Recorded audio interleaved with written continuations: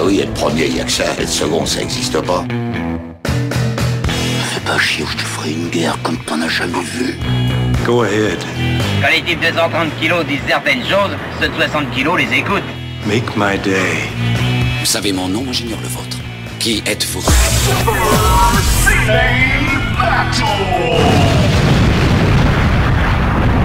Le second, c'est un con. Super Ciné Battle, c'est le podcast où nous établissons le classement ultime du cinéma. Nous prenons vos listes de films que vous nous adressez pour les classer du meilleur au pire afin d'obtenir LA liste ultime. Vous écoutez cet épisode 41 et mon compagnon de route pour cette émission n'est autre que le vaillant combattant, le soldat coréen, Stéphane Boulet alias Plugin Baby. Hello papa, comment ça va? Eh bah écoute Daniel, ça va bien, bonsoir tout le monde. Je sais pas pourquoi je t'ai appelé soldat coréen, mais voilà. Mais je sais pas non plus, c'est assez étrange, mais c'est peut-être mon autorité naturelle qui fait effet en cette rentrée. Voilà, peut-être c'est ça qui t'a inspiré, Comment le se rigorisme. passe ta rentrée? Bah écoute, ça se passe étrangement très bien, puisque pour une rentrée où finalement j'ai été prévenu littéralement du jour sur le lendemain où est-ce que j'allais, et que 2 jours après la rentrée on a changé les effectifs et les classes, donc mais étonnamment je suis serein et je trouve que ça se passe plutôt bien, donc c'est cool. Ah oui, pour l'instant on va dire c'était encore c'est pas ta 20e rentrée encore, donc Non, voilà. tu es encore frais, plein d'illusions. C'est ça. Non, des illusions, j'avais déjà pas avant d'y aller. Mais oui, non, c'est vrai que t'es un prof tardif, donc t'as plus d'illusions. J'ai plus d'illusions, puis surtout, je suis marié à une prof, donc si tu veux, j'ai vu le décor, l'envers du décor depuis assez longtemps, on va dire. C'est vrai que t'as le décor. Oui, comment on devient prof alors qu'on vivait avec une prof? Normalement, tous les ingrédients sont là pour pas le devenir, mais... Et oui, c'est ça. Mais je suis un homme plein de pas de contrariétés, de contradictions. Voilà, c'est comme ça. Je vois ça. On est réunis ensemble pour parler cinéma. Je suis Daniel Andreev, Camille Robotique sur Twitter. Et donc, c'est l'épisode 41. Et on vous rappelle encore une fois, vous nous envoyez vos listes de films, comme vous l'expliquez au début. Vous nous envoyez vos listes de films, on les classe. Pour nous faire parvenir des listes, c'est simple. C'est 3 films par liste. Un titre, parce que c'est mieux. Comme ça, ça fait une petite thématique. Et vous nous l'envoyez à supercinébattle@gmail.com. On a énormément de listes en stock, on a de quoi tenir assez longtemps, mais vous pouvez toujours nous envoyer parce que dans l'épisode d'aujourd'hui, on a une liste qui nous est arrivée genre il y a 2 jours parce que j'ai trouvé qu'elle était drôle. Donc parfois il faut être là au bon moment et ça passe. Ou nous renvoyer une vieille liste, ça passe aussi updaté parce que parfois des films ont déjà été cités. On a plus de 173 films dans la liste. C'est oui, 173, c'est notre plus longue liste jusqu'à maintenant. Ouais, c'est le record. Et on peut le dire, la semaine dernière, enfin l'épisode précédent, c'était un peu le twist, puisque on a eu beaucoup de films dans le top de la liste, le top tiers, alors qu'il était resté quand même très très mou. On a surtout décoré la fin et le milieu de la liste. Ouais, là on a tapé assez haut la semaine dernière, enfin le dernier épisode. Voilà, ça faisait longtemps quand même, mine de rien. On sentait que il y avait besoin un peu de donner un coup de fouet là-dedans. Papa, quels sont les 3 meilleurs films des années 2000?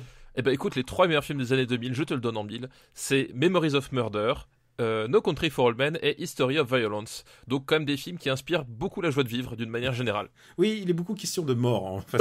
Oui, c'est assez glauque les années 2000 finalement. C'est vrai. Oui, c'est vrai que c'est les années post-11 septembre et ça se sent au niveau du cinéma. On n'a pas eu l'occasion d'encore trop en parler, mais c'est vrai que... Non, mais ça va peut-être venir, oui, parce qu'il y a pas mal de films un peu charnières dans dans ce moment de doute de l'Occident en fait. Je pense à quelques films pas particulièrement, genre par exemple American Beauty, j'y pense assez souvent parce que je me dis, ce film... il incarne pour moi le basculement du cinéma US, c'est-à-dire avant le 11 septembre. Oui, c'est juste avant. Ouais. On faisait des films comme American Beauty et il a des Oscars et tout, et après, tout le monde n'en a plus rien à branler. Ouais, non, c'est vrai que c'est. Non, mais effectivement, c'est. Tout d'un coup, c'est disparu. Puis c'est marrant, enfin, on en reparlera quand on verra American Beauty, mais quand tu le regardes avec cette lecture a posteriori, il y a effectivement un côté très. Comment dire. Mes petits problèmes de blanc. Ouais, très dans sa bulle. Enfin, c'est très étrange, quoi. Ouais. Et ben d'ailleurs, on en reparlera peut-être un jour, mais pas aujourd'hui, ça je peux te le garantir. On continue juste la liste pour se résumer un petit peu. 4e Millennium Actress, 5e Le Voyage de Chihiro, 6e premier film français La Grenelle Mulet. Oui, 7e The Host. 8e Eternal Sunshine of the Spotless Mind. 9e l'assassinat de Jesse James par le lâche Robert Ford, pardon. Et 10e OSS 117, Le Carnet d'espions. dont un nouveau film d'Anna Zamisius sort la semaine prochaine. Donc au moment où vous enregistrez, il sort Le Redoutable, qui est un biopic un peu farfelu sur Godard. Sur Godard. Voilà, au moment où vous écoutez, parce que c'est nous qui enregistrons, c'est eux qui écoutent, Daniel. Ouais, C'est l'inverse. Oui, mais d'accord. Mais en plus, j'ai vu ce film il y a Perpète, je l'ai vu en projection à Cannes et j'ai l'impression d'en avoir parlé déjà 15 000 fois, c'est très bizarre. Je veux juste signaler que dans le top sont rentrés quand même, si je regarde bien, il y a La vie des autres en 17e position. Ouais, il y a All Boy en 12e position. Ah, c'est vrai qu'il y a eu Old Boy en 12e position. Et il y a eu Mysterious Skin en le 24e. Donc on a vraiment redécoré un peu le top. Et je pense que vraiment, tout ce qui est vraiment au-dessus de 50, même on peut aller jusqu'à 60, est vraiment très très bien, quoi. Ouais, non. Il y a vraiment du bon matos. Si on s'y penche, il y a toujours quelque chose de bon à prendre. Et c'est un peu le propos de cette émission, c'est que il y a les gens qui pensent qu'il y a des sous-genres ou que on peut pas parler du gros cinéma comme on parle du cinéma de super-héros ou de choses. Je pense qu'on peut justement au contraire tout analyser et tout remettre en perspective et en parler comme on le sent en fait surtout. Et c'est ça l'objectif de cette émission.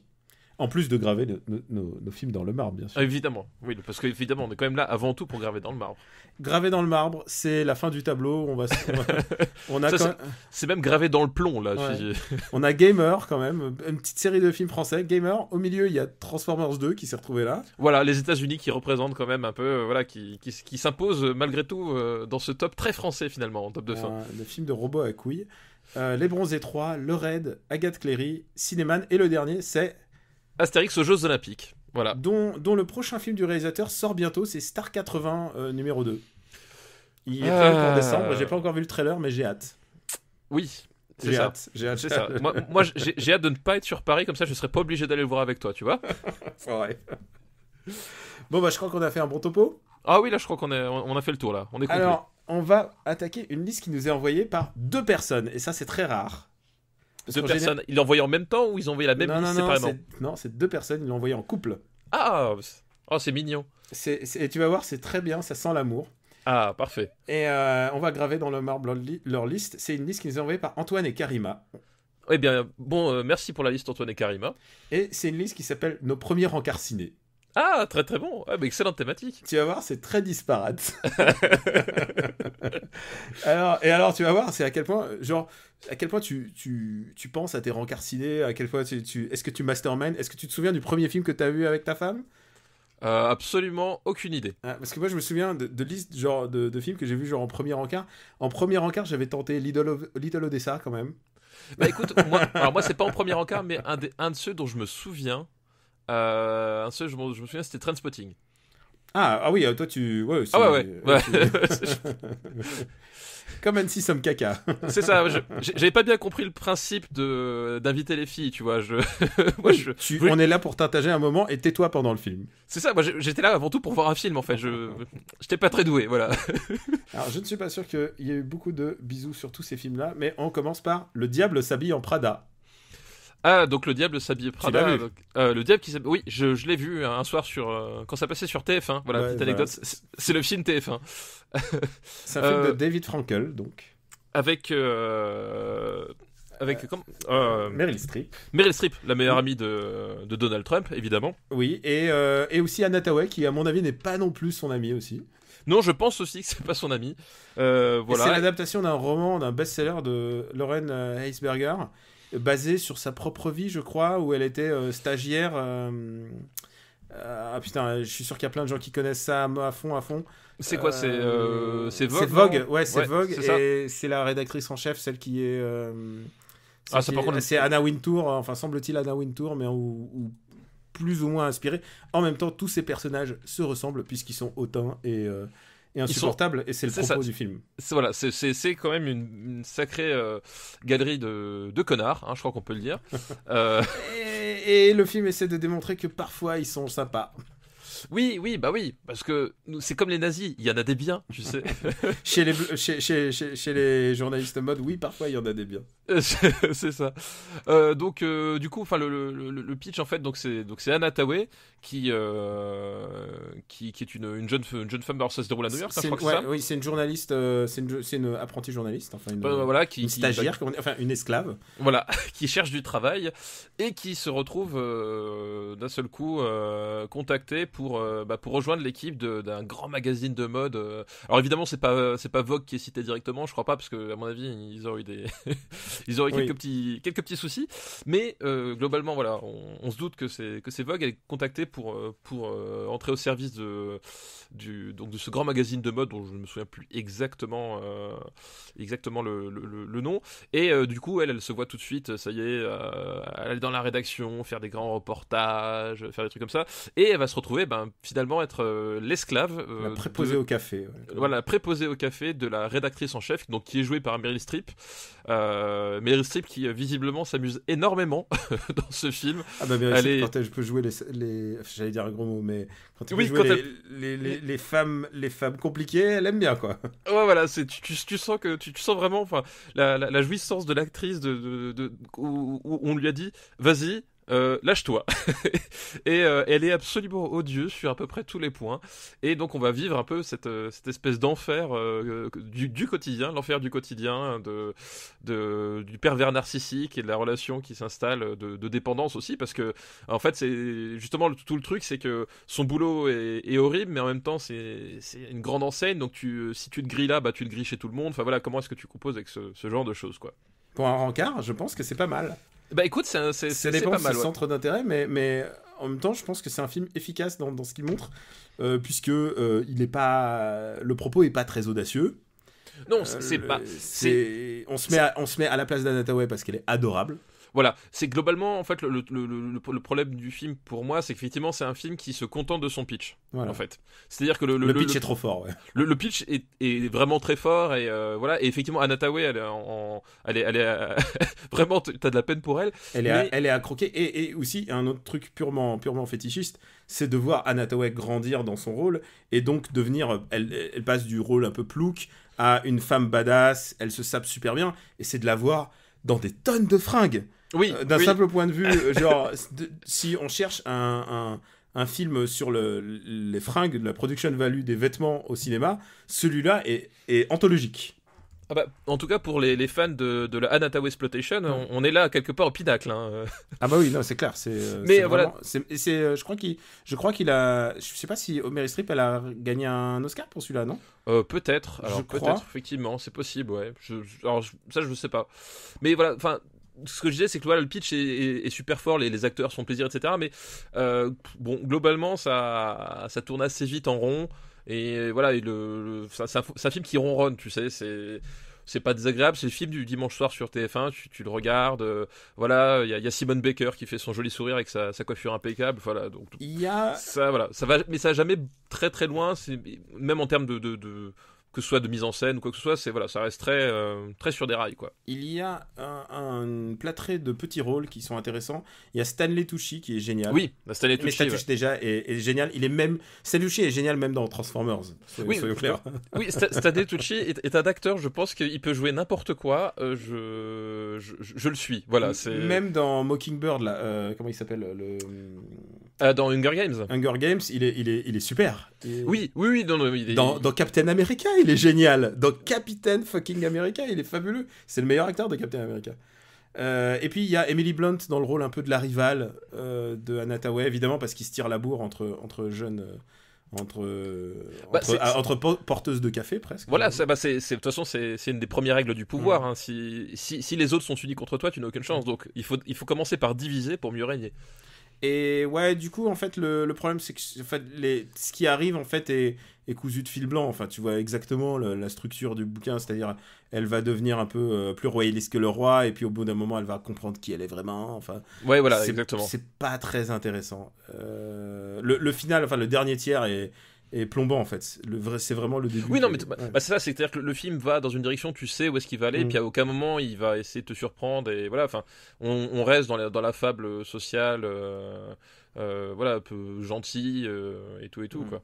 Et d'ailleurs, pour revenir à Stanley Tucci, vite fait, t'es au courant qu'il a sorti un bouquin de cuisine quand même?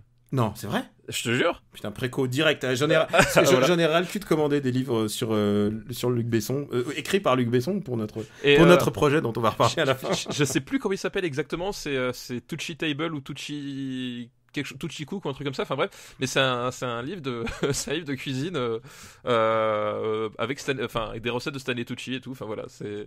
je suis fan de ce mec, quoi. Vraiment, je trouve que c'est un super acteur, il est quel super acteur, quoi. Et vraiment, le jour où on va faire le bilan de sa carrière, c'est incroyable. En plus, il fait des petits rôles débiles. Enfin, le mec, il est passé dans tout Transformers. Il a joué Merlin dans le dernier Transformers. Oui, c'est vrai, il fait Merlin dans le dernier Transformers.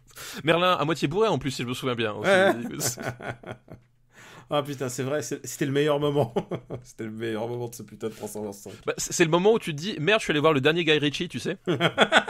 Je te jure, moi j'ai vu Transformers, j'ai fait, putain, je me suis gouré de sel. En fait, non. Putain, on a déjà bâché tellement de gens alors qu'on n'a pas encore classé ce premier film. Où est-ce qu'on le met celui-là? Où est-ce qu'on met Le Diable s'habille en Prada? Pouf. Moi, tu vois, je vois Prête-moi ta main, je trouve que c'est un peu dans le même ordre d'idée satisfaction. Alors, prête-moi ta main, donne-moi un chiffre. Alors, 69.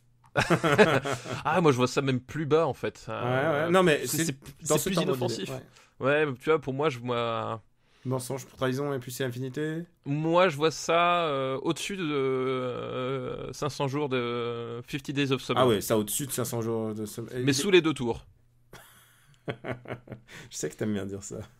Oui, t'as vu, hein. Eh ben écoute, 500 jours et Le Seigneur des Anneaux est officiellement séparé maintenant. Voilà, ils ont été gravés dans le marbre. Leur séparation a été gravée dans le marbre. Pour un film où finalement de premier encart, c'est un peu étrange. Hein. C'est vrai, mais maintenant on a une référence. Si vous faites un premier encart, vous pouvez voir quel est le bon film de premier encart. Donc on vous conseille, Valse avec Bachir, The Wrestler, Mysterious Skin. Oui, Mysterious Skin, oui, c'est bien. The Devil Reject aussi, si tu veux. J'ai pris, ouais, ah oui, c'est vrai. Ah putain, oui, c'est vrai, c'est horrible.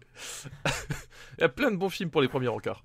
Bon bah écoute, je suis en train de précommander ce bouquin et on tu vois, on fait des recos littérature en même temps, voilà, c'est une émission totale. Et alors, le deuxième film de cette liste s'appelle Blade Trinity et ouf, on n'a pas payé pour ça. Oh putain, Blade Trinity. Tu pensais pas qu'on parlerait de Blade Trinity ce soir? Non, je pense. Alors là, c'est arrivé comme un cheveu sur la soupe, comme une grenouille sur l'autoroute. C'est le troisième. Oui, c'est celui de. C'est David S. Goyer, comme d'habitude. Voilà, c'est David S. Goyer à la réalisation en plus. Enfin, voilà, il s'est dit maintenant je suis bonhomme, je prends les rênes du projet. Est-ce qu'on peut dire que c'est son meilleur film? Non, je crois pas, parce que attends, quand même. Attends. C'est pas lui. Il avait pas fait Hypnose, c'était pas lui? Je sais pas, qu'est-ce qu'il a réalisé? Il a fait Unborn. Ouais, oui, il a fait Unborn, putain. Il a fait Unborn. Alors, il faut vous repérer David S. Goyer pour ceux qui n'ont pas suivi parfois, c'est un nom qui revient souvent chez nous. Donc, c'est le scénariste de Blade. Donc, et on va voir, indéniablement, il y a quelque chose. Il a fait quelques bons films, comme par exemple Dark City. Enfin, en tant qu'auteur. Hein, en tant que scénariste. C'est le scénariste de Kickboxer 2, mais bon, je pense pas qu'on puisse. Et il est le scénariste, co-scénariste de toute la série des Batman de Nolan, quoi. Oui, et puis, voilà. puis après de Man of Steel. Non, mais voilà, et Batman v Superman, c'est lui aussi, ouais. Non, avec Zack Snyder. Blade Trinity, ça doit être son meilleur film, effectivement. Ouais, non, c'est pas lui qui a fait. Donc, officiellement, son meilleur film, où est-ce qu'on le classe dans le. Putain, c'est. Donc le troisième Blade, donc il s'appelle Trinity parce que cette fois-ci Blade n'est pas tout seul. Hein. Il y a la meuf de 7 à la maison là. Jessica Biel. Ouais, il y a Jessica Biel. Et Deadpool de Ryan Reynolds. Ryan Reynolds, à l'époque où Ryan Reynolds se cherchait, on va dire. D'ailleurs, il joue un personnage assez imbitable dans le film. Tu sais, il fait l'espèce de comic relief un peu cool. t'as envie de le buffer à chaque fois. Et t'as Dominique Purcell aussi, je sais pas si tu te rappelles de Dominique Mais Purcell. bien sûr, c'est Where's My Son. Voilà. C'est le mec dans Where's My Son, c'est dans Prison Break. Dans Prison Break, exactement, c'est le frère qui a pas le tatouage dans Prison Break. Et c'est celui qui est débile dans The Flash. Il y a les deux frères là. Je regarde pas The Flash. Il joue le frère de Captain Cold. Ils sont hilarants parce qu'ils jouent tellement mal, mais en ayant conscience de jouer mal, que c'est vraiment c'est de la. Dominique Purcell, c'est quand même un type. Je pense que sa nuque joue beaucoup mieux que le reste de son corps en fait. Et c'est tellement vrai. Et je l'aime pour ça quelque part, tu vois. Oui, c'est un Vin Diesel qui est pas arrivé à maturité. c'est un peu ça, qui n'est pas arrivé à maturité, qui du coup au lieu de prendre de la hauteur, il a pris de la largeur. Enfin, il y a un côté comme ça. C'est assez étrange avec Dominique Purcell. Et il faut le dire, c'est Blade, c'est comme une série qui s'est mise à carte. C'est les premiers films de super-héros avant que les super-héros reviennent. Oui. C'est celui qui a lancé la trade. Bah de toute façon, on avait parlé trade, du pardon. premier, je crois. On avait parlé du premier, il me semble, dans les années 90. Je crois, attends, je vais vérifier tout de suite. Il me semble bien avec la scène du bloodbath au début. Ah non, on a The Blade, si, 67ème. C'est ça, on est. Juste au-dessous de Chute Libre, on a Blade. Donc on a parlé du premier. C'est tellement frais dans mon esprit, donc c'est comme si on n'en avait pas parlé. Non mais voilà, enfin du coup, effectivement, comme tu disais, Blade, c'est quoi, c'est 96, 97, un truc comme ça, c'est peu de temps, c'est au moment où les X-Men n'étaient pas encore là, enfin tu vois, il y avait... Et ils ont pris un comics très mineur, un personnage très mineur de Marvel. Très mineur, et puis ils ont zéro risque. Zéro risque, ils ont fait un truc, le premier était assez sympa, enfin voilà, ça cassait pas des briques, puis c'était aussi un peu, la fin des années 90, c'était très compliqué pour le cinéma fantastique, donc Blade finalement il s'en sortait pas si mal que ça dans la catégorie film un peu débile avec des vampires et du sang, puis après il y a Guillermo del Toro qui est arrivé, qui a fait le deuxième volet, mais ça on en parlera peut-être une autre fois. C'est pas son film le plus personnel. C'est pas son film le plus personnel, mais il y a Donnie Yen dedans. Oui, c'est vrai. Il y a Donnie Yen dedans, avec son fameux geste de menton là, tu sais, quand il est vénère. Voilà, il racle le menton. Tu sais, je le faisais tellement en kung-fu ça. Putain, j'ai tapé mon micro tellement j'imitais Donnie Yen bien dans mon bureau. Alors, si vous payez le Patreon très très cher, on va faire une vidéo de cet instant. et puis voilà, arrive donc David S. Goyer qui fait le troisième, et globalement ils savent plus trop quoi faire. Je crois pas qu'il y ait un seul moment de Blade Trinity qui vaut le coup d'être vu en fait. Je pense qu'ils sont beaucoup plus sexy qu'intéressants en fait, tous ces gens. Oui, non mais Wesley Snipes, il est un peu au top de sa badassité. Il y a Ryan Reynolds, alors qu'il commence à devenir un peu sex symbole. Il y a Jessica Biel en combi. Oui, et Jessica Biel en combi moulante avec un arc et des flèches. Enfin, voilà, qui est très post Resident Evil. Genre, c'est voilà, exactement. C'est aussi cette période-là, quoi. Le méchant de ce film, j'ai complètement oublié. Tu vois, c'est le problème. C'est pour ça que le premier est tellement plus mémorable, c'est que je me souviens que Steven Dorff, Steven Dorff avec sa crème solaire était vraiment le meilleur méchant de tous ces trucs. Et après, est-ce que c'est celui-là qui commence par une fellation ou c'est le deuxième ? Je crois que c'est le 3 qui commence par une fellation. Non, je crois que c'est celui-là, il me semble. Ouais, ça commence. Genre, on voit un bar et puis il y a un vampire en train de se faire sucer. Car c'est des choses qui peuvent arriver. Nous rappelons que ce podcast ne s'adresse pas au plus jeune public. Au plus jeune, c'est ça. Mais non, mais je crois que justement, c'est le méchant, c'est Dominique Purcell en fait. Mais oui, c'est vrai. Mais oui, voilà. Il joue le méchant. Il joue un méchant, et je sais plus, il s'appelle pas Dracula, mais il porte un nom de merde, genre Drac ou Drake ou un truc comme ça. Enfin, tu sais, c'est genre on fait moderne. Et mais faut savoir que dans les années 2000, il y a eu des films de vampires assez particuliers. Et même si c'est très mauvais, Blade Trinity, c'est loin d'être le pire dans le genre, quoi. Ah non, oui, enfin ça reste un divertissement. On allait dire TF1, c'est maintenant. Oh non, c'est pas TF1, ils font plus ce genre de truc, mais plutôt. C'est plutôt RTL 9 en troisième partie de soirée, quoi. Énergie 12, quoi, maintenant. Oui, Énergie 12, entre deux ou C8, tu vois, entre deux trucs de Cyril Hanouna, tu mets un petit Blade Trinity, ça passe. Voilà. Le niveau de ton respect est quand même très très descendu, quoi. Bah alors, où est-ce qu'on met le respect aujourd'hui, là ? Ouais, où est-ce qu'on met le respect En sachant que c'est le moins bien des trois, hein. Ah non, mais oui, c'est le moins bien des trois. On va pas faire un super Blade Battle. Hein. Ah non, il y a qu'un seul Blade et c'est The Blade. Exactement. Moi, j'ai envie de te dire, je mettrais bien ça juste en dessous des Rivières Pourpres 2. Ah, c'est vraiment nanardisant pour toi. Bah ouais, mais au-dessus des Larmes du Soleil. Ouais, au-dessus des Larmes du Soleil, ouais. Alors, on va mettre The Blade. Non, c'est Blade Trinity. Blade Trinity, ouais, mais pas The Blade, s'il te plaît. Les gens vont plus rien comprendre. Blade Trinity, donc, et arrive 145e de la liste. Bienvenue à lui. Bon film de rencard aussi, parce que là, on peut ne pas trop s'occuper de ce qui se passe sur l'écran, parce que, en termes de narrativité, c'est pas... On s'en bat les steaks de ce qui se passe. Oui, puis globalement, tu peux louper 20 minutes, ça va, tu t'arrives à rattraper assez vite les wagons. Hein. Et alors, maintenant, on passe à un dernier film, et on part du fait que c'est ton rencard, tu te dis, ouais, on va prendre un truc un peu safe.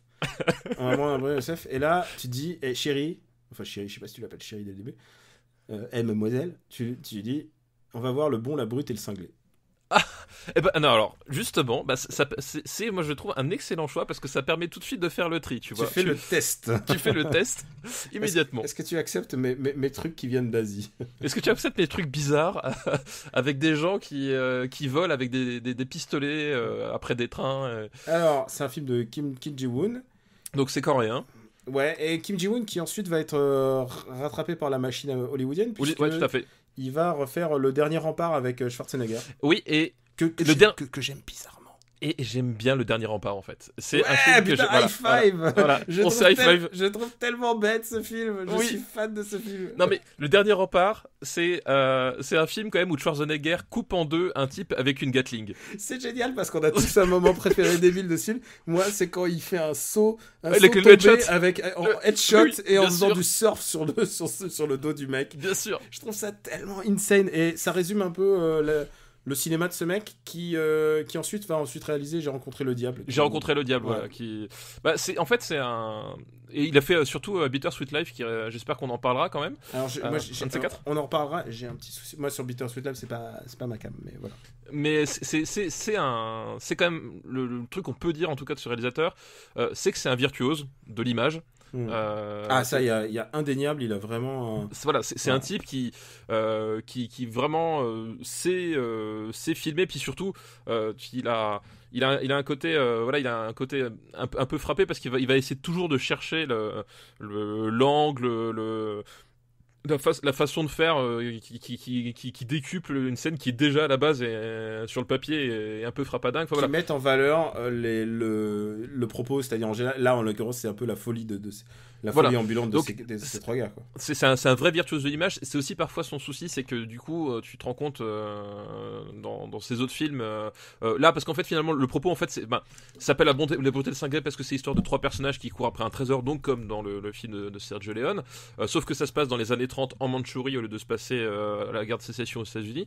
Mais donc finalement c'est juste un film d'aventure un peu déjanté, donc finalement que le type soit un pur virtuose, que ça écrase un peu tout le reste, c'est pas trop gênant dans certains de ces autres films qui se veulent un peu plus profonds, en tout cas qui ont essayé d'avoir un propos un peu différent. Son cinéma a tendance à un peu écraser le truc, mais bon, on en reparlera sans doute une autre fois. Mais bon, voilà. Donc du coup, là sur un projet comme ça, si tu veux voir un Coréen qui fait des trucs un peu maboule, mais toujours intéressant. Enfin, tu vois, il le fait pas justement à la Michael Bay, parce que Michael Bay il met sa caméra n'importe où, il fait n'importe quoi. Là, il fait pas n'importe quoi, mais il essaie de trouver le truc qui sert vraiment à l'action à chaque fois. Vas-y, finis. Non, mais ouais, c'est juste pour dire, dans le cadre de ce projet-là, du coup, ça marche bien parce que ce qu'il a à dire, c'est la seule chose qu'il a à dire, c'est ce qu'il a montré en fait. Voilà. On a beaucoup parlé du cinéma des Yes Man, mais ça, je pense que c'est vraiment un cinéma de showman. C'est vraiment un gars qui il est là pour montrer les choses, montrer ses capacités en fait. Souvent, exactement. Ouais. Et ça se voit beaucoup avec ce film-là, qui est un peu, c'est presque un showreel de ses propres capacités. Oui, parce que en fait, si tu regardes bien, il y a plein de moments où tu comprends plus vraiment pour qui, pourquoi, et ce qui se passe d'un point de vue narration. Enfin, tu vois, il y a des moments, je sais plus, il y a une scène dans un espèce de campement où il est avec des cordes, il passe d'un truc à l'autre. Enfin, je comprenais même plus pourquoi est-ce qu'ils étaient là, les mecs. J'avais lâché l'affaire. À tel point que c'est un petit peu fatigant, pardon. Oui, voilà, j'avais complètement lâché l'affaire, mais le du film coup, m'a un peu emmerdé à un certain cap. Mais du coup, voilà, il y avait toujours d'images, et c'est vrai que du coup, ça tourne un peu à vide. Alors après, c'est vrai qu'il est plutôt long en fait, c'est 2 heures quelque chose, voilà. Mais c'est, comme tu dis, c'est un showreel, ouais. C'est un truc, voilà, voilà les gars, ce que je peux faire, embauchez-moi. Et puis il faut souligner un truc que je trouve un peu important dans ce film, c'est les acteurs en fait. Oui, tout parce à qu'il y a fait. Song Kang-ho, donc l'acteur fétiche de Bong Joon-ho, De Bong Joon-ho, donc un mec qui est très haut placé quand même chez nous. voilà, c'est l'un des personnages principaux de Memories of Murder, De et c'est un Ross, acteur, ouais. c'est un acteur qui est vraiment excellent. Enfin, et comme on l'a déjà dit, il a vraiment, c'est un type qui, je pense, qu'il peut à peu près tout jouer, quoi. Ouais, il est ouais, alors qu'il a un physique très très à part, il joue en Oui. plus le cinglé là. Oui, en plus, Ouais. oui, là, enfin, il est complètement à l'opposé de ce qu'on a pu voir dans Memories of Murder. Il a un physique, enfin, presque banal en fait, parce que contrairement aux autres acteurs justement de ce film-là, qui sont globalement des beaux gosses, lui, il a vraiment un côté un peu Monsieur Tout le Monde de la Corée. Il tu sais. ressemble un peu à Seth Rogen coréen. Oh, ça c'est très méchant de dire ça sur lui. Oh non, mais alors comparé à l'autre, attends, de mémoire, c'est Lee Byung-young, Lee Byung-young, ouais. qui est un peu le beau gosse qui traîne un peu ses basques dans le ciné US. On l'a vu dans G.I. Joe, les J. Joe, ouais. Bah, Lee Byung-young, moi, c'est un acteur que j'aime bien sa présence physique en fait. Mhm. C'est-à-dire que c'est un type, c'est un artiste martial qui est assez impressionnant. C'est plus un acteur qu'un artiste martial. Oui, mais c'est un acteur en fait. Enfin, quand il bastonne quelqu'un, t'y crois. Enfin, il y a vraiment une intensité dans dans l'action. Par contre, je pense pas qu'il peut jouer beaucoup d'autres choses, mais il a une vraie intensité dans l'action, dans les choses comme ça. Enfin, il dégage vraiment un truc très animal, cet acteur-là. Ouais, il a un croisement entre beau et animal, comme tu dis.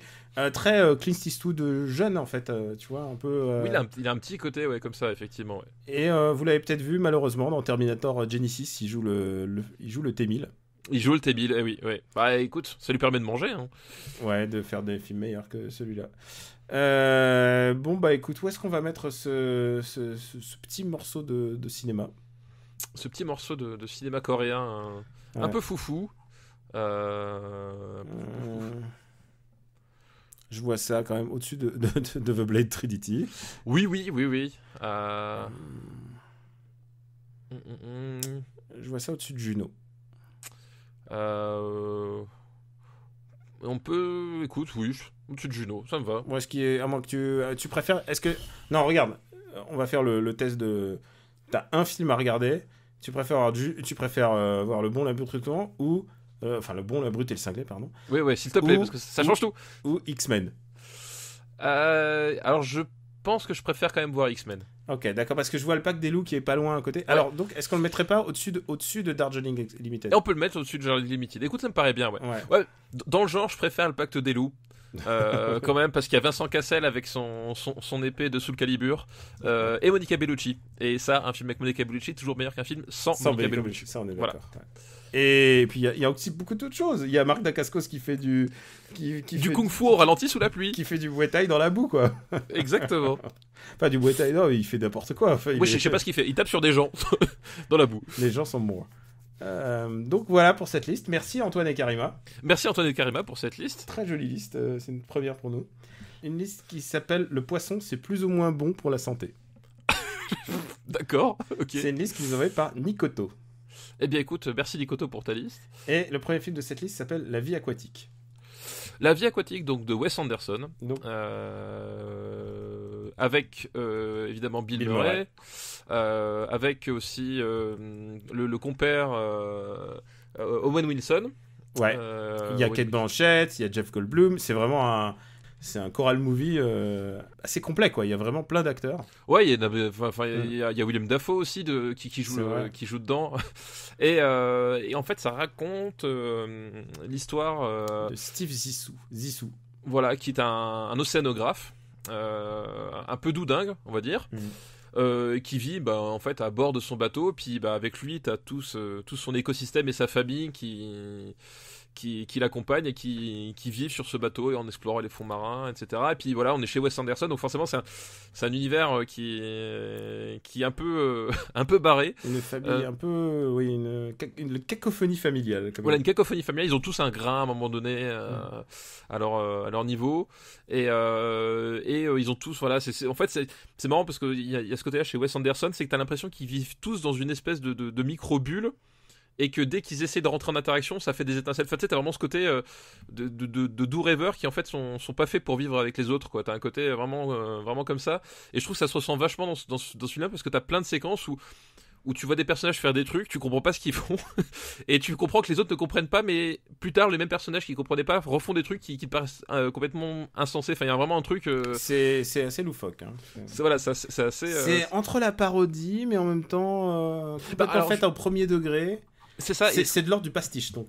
C'est un pastiche parce que évidemment, on pense au commandant Cousteau, voilà, parce que ils ont tous un bonnet rouge sur la tête. On s'inspire vraiment pour le coup de ce personnage-là, de cet univers-là. Enfin, et t'as des trucs, t'as à un moment donné, enfin, la scène de Bill Murray qui dans sa combinaison de plongée en train de danser. Genre, littéralement t'as les films qui s'arrêtent, t'as Bill Murray qui danse et après le film repart. T'as vraiment des espèces de parenthèses complètement loufoques là-dedans qui sont vraiment très très étranges quoi. Et autant te le dire tout de suite, je pense que c'est mon film de Wes Anderson préféré. Moi c'est pas mon préféré parce que moi j'ai un petit souci avec ce film là. C'est que justement. Alors, ça veut pas dire que j'ai pas de soucis, c'est mon préféré. Non, mais non, parce que moi, je suis plutôt client de Wes Anderson, donc voilà. Mais il y avait un truc qui m'a. En fait, c'est qu'à un moment donné dans le film, il se passe quelque chose de dramatique. Donc attention, spoiler. Du coup, c'est la mort du fils de. Enfin, c'est son fils. On sait pas. Il y a des doutes, voilà. Voilà. Enfin, bon, en gros. Moi, d'après ce que j'avais compris, parce que je l'ai pas revu depuis, mais d'après ce que j'ai compris, c'est son fils, ou plus ou moins son fils. Enfin, en tout cas, c'est quelqu'un de très important pour lui. Et à ce moment-là, il y a une vraie rupture de ton dans le film, je trouve. Et je trouve que le film s'en remet pas vraiment. C'est-à-dire que il part sur un truc, je trouve trop larmoyant ou trop. Je sais pas trop gras, mais je sais pas comment expliquer, mais disons que tu sens que à un moment donné le film se casse et qu'on a l'impression d'avoir l'épilogue d'un autre film à la suite de ce qu'on avait vu auparavant quoi. Ça devient un autre film en fait. Ça devient un autre film. Et le film tout d'un coup a d'autres ambitions, il a envie de raconter autre chose. Et je trouve que la transition est pas super bien gérée. Je trouve ça, enfin voilà, le basculement est vraiment fait de façon étrange et pas très naturelle.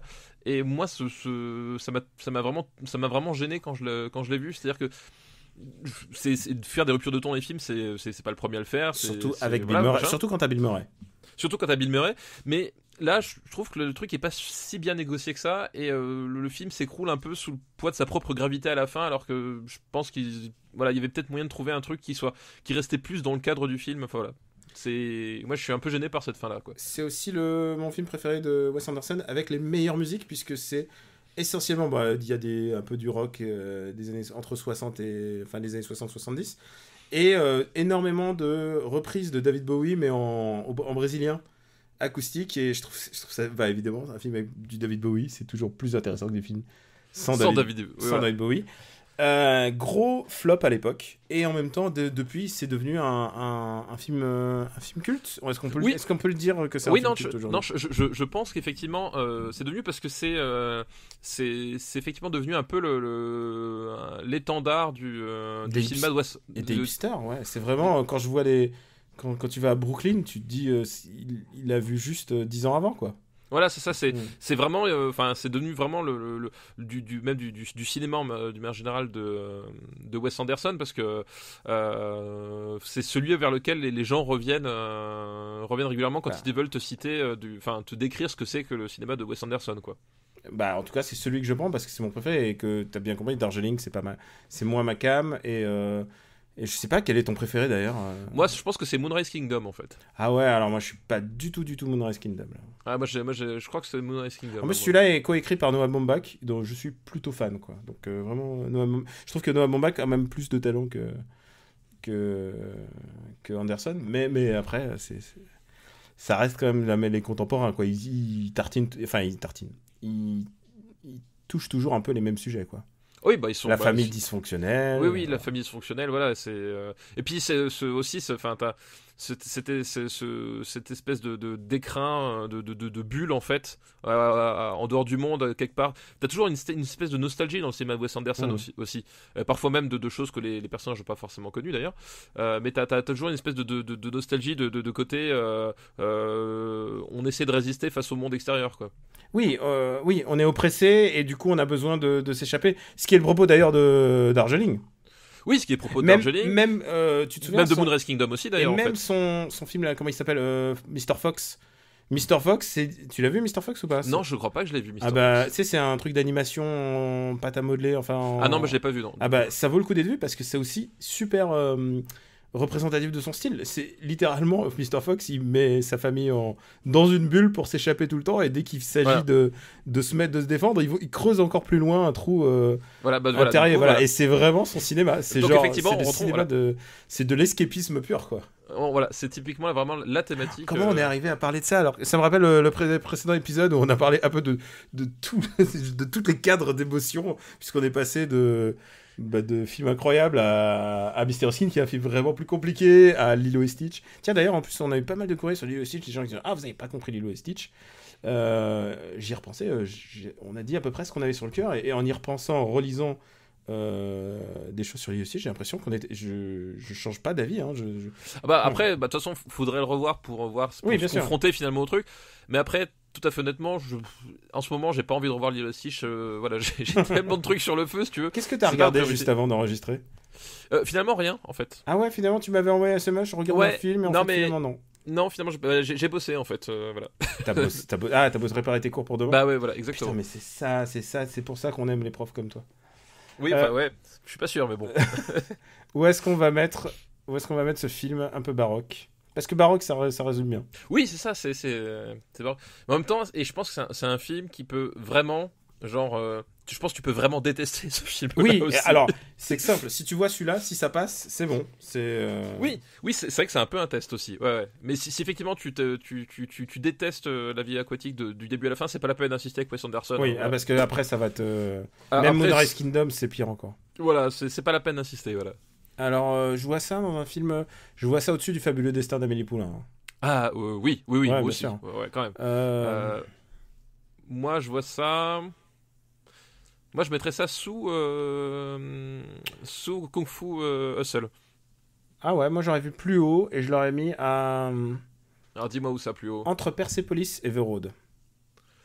Euh, Mais je suis prêt à t'écouter, hein, si tu me dis... ça reste quand même dans un mouchoir de poche. Ouais, c'est ça. Regarde, je prends un exemple. Tu préfères regarder Iron Man ou... Iron je Man préfère- ou je La Vie préfère Aquatique? Je préfère regarder la vie aquatique quand même. Hein. Bon, Mais je bah- préfère regarder Tekken, tu vois. Je préfère regarder 8 Mile en fait. Voilà. Ouais, donc on le descend, Tu préfères regarder fucking Kassovitz ou La Vie Aquatique? Allez, je préfère regarder la vie aquatique. Ok, bah voilà, c'est décidé. Donc, il rentre logiquement entre printemps-été, automne-hiver et printemps, et fucking Kassovitz. Qui, des gens nous ont fait remarquer qu'il est crédité sur IMDb à 2011. 2011, oui, mais, parce que... mais pour nous, ça a été un truc qui a été réalisé en même temps, et c'est juste sa diffusion, en fait. Hein. Oui, parce qu'en fait, le film A tourné avant.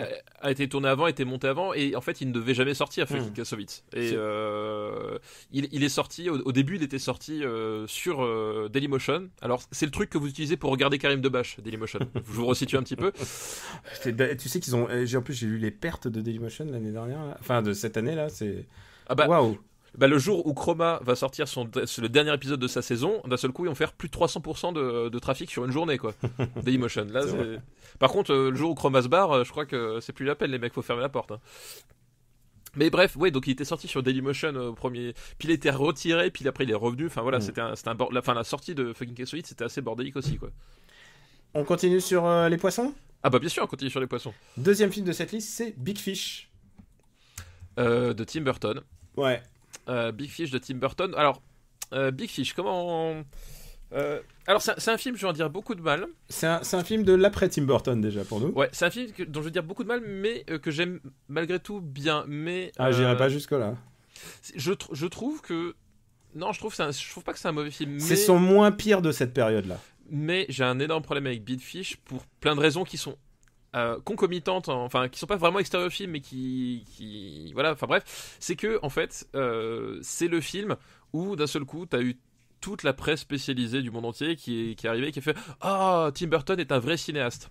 Et c'est l'après Planète des Singes. C'est le film dès l'après la Planète des Singes. Et genre tu fais donc en fait à partir du moment où le mec fait plus enfin, on retombe souvent sur les vieilles rengaines, mais c'est vraiment, c'était une fois de plus le côté, oui, maintenant que Tim Burton arrête de faire ses trucs pour gothique avec des monstres et des trucs comme ça, il fait du vrai cinéma parce que là, ça parle de la relation père-fils, c'est un vrai sujet, etc. C'est pas ces trucs de merde pour gamins avant, enfin, genre. Et déjà, ça rend le film détestable, c'est que il est adoré par toute une bande de connards qui ne savent pas apprécier le vrai cinéma en dehors de son genre. J'essaye de pas tenir ça en oui, bien sûr. compte, mais oui. Mais ça a été, faut se rendre compte de ce que ça a été d'un point de vue. Quand t'as aimé le Tim Burton d'Edouard aux mains d'argent, de Mars Attacks, Deadwood, enfin, quand t'as aimé le Tim Burton, voilà, de Vincent, enfin voilà, ce Tim Burton-là, et qu'après on vient de dire de Beetlejuice, ouais. De Beetlejuice, et qu'on te dit ça y est, il fait enfin du cinéma. T'as envie de crever quelqu'un. L'argument marketing maintenant, c'est de dire il revient au top. Dans Big Eyes, il nous l'avait vendu. C'est le retour en grâce. Faut juste pour resituer quand même cette décennie terrible pour Tim Burton. 2001, c'est La Planète des Singes. Oui, donc, qui n'est pas très très haut dans le classement. Non, pas vraiment. Mais qui peut dire merci au cinéma français d'être remonté finalement quelque part suffisamment haut, hein, parce que je crois que sans le cinéma français, il serait encore tout dernier, quoi. Sans rentrer dans les détails de chaque film, parce que sinon on va pas en dire. 2003, Big Fish. 2005, Charlie à la chocolaterie. Oui. Ouais. 2005, Les Noces funèbres. Ouais. Donc c'est une co-réalisation. C'est son truc, c'est d'être avec un co-réalisateur et de prendre tous les crédits pour lui. Oui. En même temps, il avait déjà pris plus ou moins les crédits pour L'étrange Noël de Monsieur Jack qu'il n'a pas réalisé. Donc. Oui, mais bon, il faut vendre ton film. Hein. C'est ça. Donc Noces funèbres. Ensuite, Sweeney Todd, qui est pour moi peut-être son pire, jusqu'à Alice au pays des merveilles, qui est pour moi son pire. C'est quand même une décennie très compliquée, quoi. Ouais. Donc oui, effectivement, Big Fish là-dedans, c'est son bien. Et c'est un film que je tolère en fait. Non, pour moi, c'est vraiment trop mièvre con, quoi. Mais c'est hyper mielleux. En fait, c'est là tout le problème. Il y a du bon dans chacun de nous. C'est un film qui est vraiment tellement littéral, quoi. Genre, effectivement, t'as les personnages c'est ce genre de film où le personnage va te regarder face caméra et dire on a tous du bon en nous, il faut aimer son prochain. Enfin. C'est à côté le fabuleux destin d'Amélie Poulain, c'est une vision noire de la société française. Voilà, c'est ça. C'est que là on te parle de choses un peu dramatiques, mais à chaque fois c'est sous un prisme positif. Et en plus il y a des vraies gueules de ciné, il y a Steve Buscemi dedans, tu vois, il y a Albert Finney aussi dedans, enfin c'est. En plus il y a Albert Finney, ouais, c'est vrai. Ouais, c'est donc non, puis il y a Jessica Lange aussi dans mon souvenir, enfin genre voilà, il a un super casting, quoi. Il y a du casting et voilà. Moi, c'est un film je tolère, mais voilà, c'est vrai que c'est un film, tu ressors, tu t'as chopé le diabète, quoi. C'est trop mielleux, c'est plus genre si vous pensiez que Forrest Gump, on a été dur avec Forrest Gump, c'est encore plus. Oui. Et surtout que t'as pas la virtuosité de Zemeckis. Et le propos historique et tout ça, quoi. Ouais. C'est vrai que là, je trouve qu'il y a certaines séquences qui fonctionnent bien, mais bon, le film. Tu sens, c'est pareil aussi. Enfin, on va dire que je suis mauvais esprit, tout ça. Surtout pour un père de famille et un professeur des écoles. Mais genre, tu sais, c'est comme les rockstars qui commencent à avoir des gamins et qui commencent à écrire des chansons pour leurs enfants, quoi. Genre, non, ta gueule, on s'en branle. C'est ma punchline préférée de dire.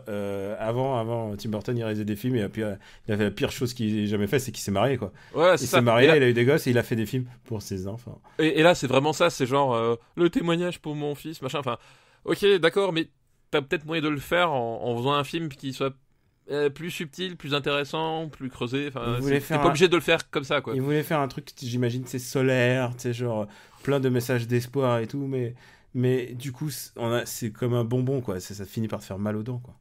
Ouais, non, mais c'est ça, quoi. Donc oui, ouais, Big Fish, j'ai un rapport compliqué à ce film-là, mais disons que j'ai bien aimé, mais jamais la vie je voudrais le revoir, je pense. Non, moi jamais je voudrais revoir ça. Où est-ce qu'on met ça?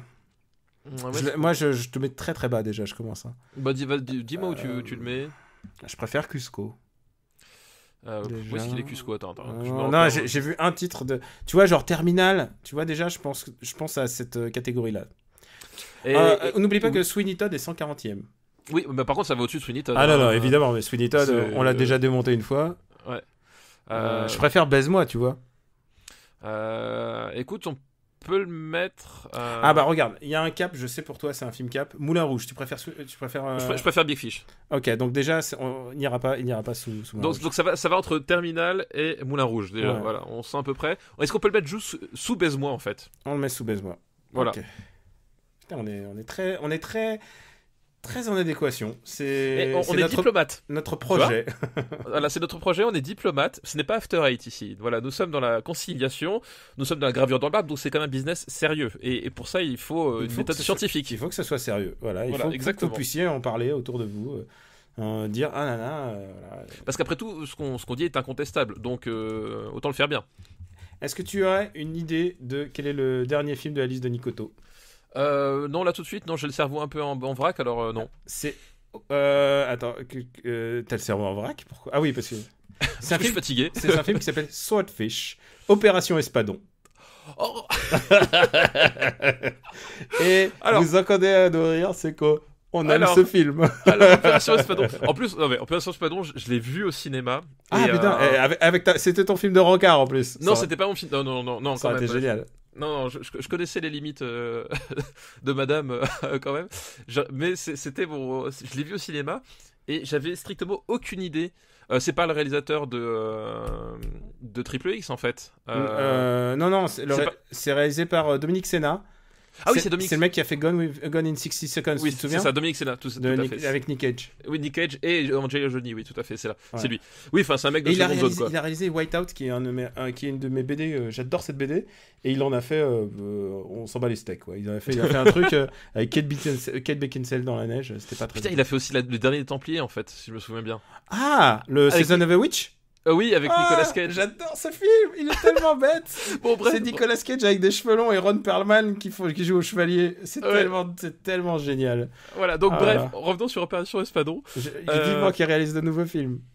Donc l'histoire, c'est un film qui se veut un peu edgy, tu vois, genre sentir l'air du temps. Oui, alors tu crois pas? Oui, voilà, vas-y. Voilà, donc c'est ça, c'est qu'ils se sont dit, qu'est-ce qui marche en ce moment? Et ben Matrix, ça cartonnait. Les geeks, les gens qui vont Internet est un nouveau truc là. Et côté les gars, j'ai découvert un super truc, ça s'appelle Internet, et on va le mettre au cœur du film. Et donc l'idée, c'est qu'en fait, c'est une histoire de braquage jouée par John Travolta, qui visiblement veut se venger de son coiffeur, qui lui a fait une permanente absolument abominable. Et pour ça, il a besoin. Restez avec nous, ça va empirer. Il a besoin de Hugh Jackman. Donc Hugh Jackman. qui n'a pas besoin de Hugh Jackman en t-shirt sale et moulant. Qui est un charismatique hacker ordinateur. Voilà, il est hacker. Le meilleur hacker de tous les temps. De tous les temps. Et il y a cette scène. Attends, la scène de recrutement. Ah oui, la scène de recrutement, vas-y. Voilà, parce qu'à un moment donné, donc Hugh Jackman, en fait, il a bon fond. C'est le gentil de l'histoire, tu vois. C'est un mec, il est hacker, c'est un don qu'il a, mais en fait, il veut pas faire du mal aux gens. Enfin, bref, on s'en branle de ta vie. Il veut télécharger du porno, c'est tout ça. Voilà, c'est tout ce qui intéresse, c'est récupérer les dernières vidéos porno qui sont sur Internet. Enfin bref, et il se retrouve un peu embrigadé là-dedans, un peu contre lui, malgré lui, parce que il est contacté par Ali Berry, qui sert d'appât. Enfin bref, et donc il arrive devant elle. Et là, il y a John Travolta débarque. John Travolta débarque, qui arrive en faisant son John Travolta période Battlefield Earth. En fait, enfin c'est la période où John Travolta il pense qu'il est au sommet du monde, sauf qu'il est déjà archi ringard. Et il est redevenu ringard. Ouais. Et c'est genre il joue pas, il est sur une autre galaxie. Enfin, je pense qu'il est. J'ai pas lu le compte rendu du tournage, mais je pense qu'il devait être complètement perché. Je me suis pas mal penché sur ce film, hein, je te cache pas. Donc, c'est une production de Joel Silver, donc ça annonce déjà un peu ce qui peut se passer.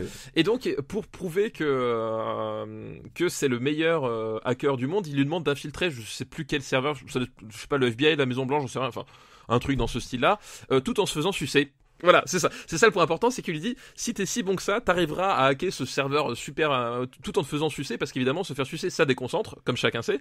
Et donc voilà, et Hugh Jackman et sous la menace d'une arme. Et Hugh Jackman, il n'est ni perturbé par la sucette, ni perturbé par le flingue, parce que c'est le meilleur hacker du monde. Et moi, je trouve que c'est la caractérisation de personnage la plus excellente qu'on ait jamais vue en termes de cinéma. Meilleur entretien d'embauche. Voilà, j'avais écrit un article sur les débuts d'Internet au cinéma il y a un bout de temps. Et j'avais utilisé cet exemple, genre, c'est vraiment les films où c'est n'importe quoi. Et Hugh Jackman, il disait, ouais, avant, les geeks, c'était déjà avec des lunettes et plus moche.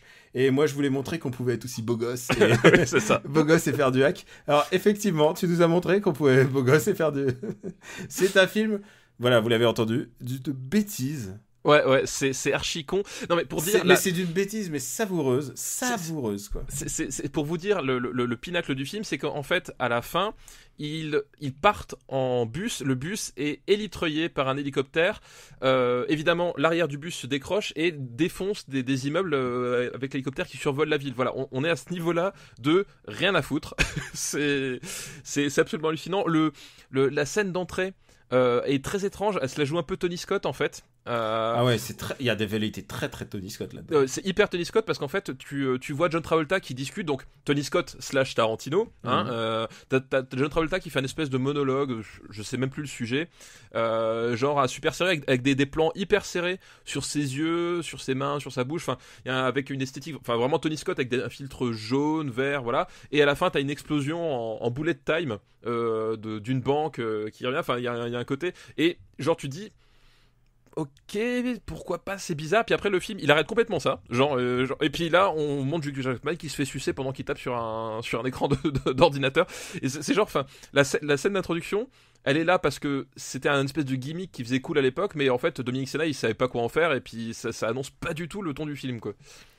Ah putain, mais quel grand film nul. C'est un grand film nul. Ouais, c'est con. Évidemment, c'est archi con. Le début est beaucoup plus drôle, évidemment. La fellation, ça se pissait de rire.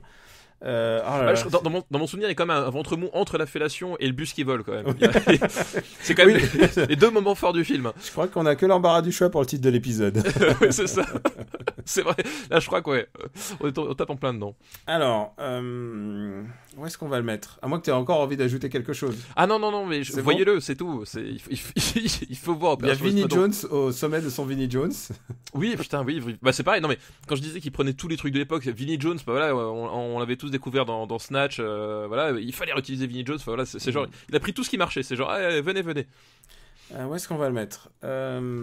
Tu vois, je vois Die Another Day, je me dis c'est pas loin de ce genre d'idée, quoi. Ouais, tu préfères Rivière Pourpre 2? Alors, Rivière Pourpre 2 ou Swordfish? Ah, alors ça c'est... Ah, voilà, là c'est un vrai dilemme, tu vois, Daniel. C'est un vrai dilemme. Moi, je pense que Rivière Pourpre 2 est plus constant dans sa bêtise, et c'est pour ça que je le préfère. Bah, Rivière Pourpre 2 est vraiment stratosphérique dans sa... C'est vraiment... On peut pas le mettre plus bas. Mais par contre, on peut pas mettre Blade Trinity au-dessus d'Opération Espadon, c'est impossible.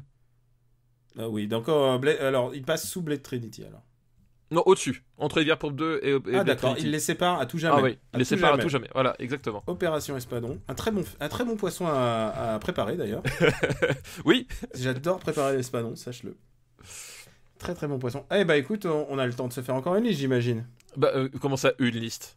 Alors, je te laisse... Qu'est-ce qu'il raconte, lui? Est-ce que tu veux une liste thématique ou est-ce que tu veux une liste punchy, là? Une liste punchy, là. Moi, j'ai besoin de punch. T'as besoin de punch? Est-ce que t'as besoin de baston? Ah bah oui, tu bien veux sûr. bastonner? Bien sûr. Bon, alors c'est une liste qui nous a envoyé qui s'appelle la liste de la Discord. Oh, comment ça le... Merci. Alors d'abord, on remercie pour sa liste... Merde, attends. D'abord, on remercie pour sa liste Nikoto. Merci Nikoto pour ta liste, encore une fois. Et on passe à une liste, donc toi tu veux de la Discord, à donc, la liste de la Discord qui nous est envoyée par Antoine Guy. Ah, c'est une liste à débat, c'est ça? Ouais, c'est une liste, ça va débattre. Il y a déjà un film qu'on a déjà fait, qui est The 30-Year-Old Virgin, donc, qui est chez nous 108e. Ouais, quelque chose comme ça, ouais. Voilà, que je n'ai pas essayé, je n'ai pas trop défendu. Ouais, c'est ça. Ce n'est pas mon apato préféré. Et le deuxième film de cette liste, c'est Punisher Warzone. Grand nanar.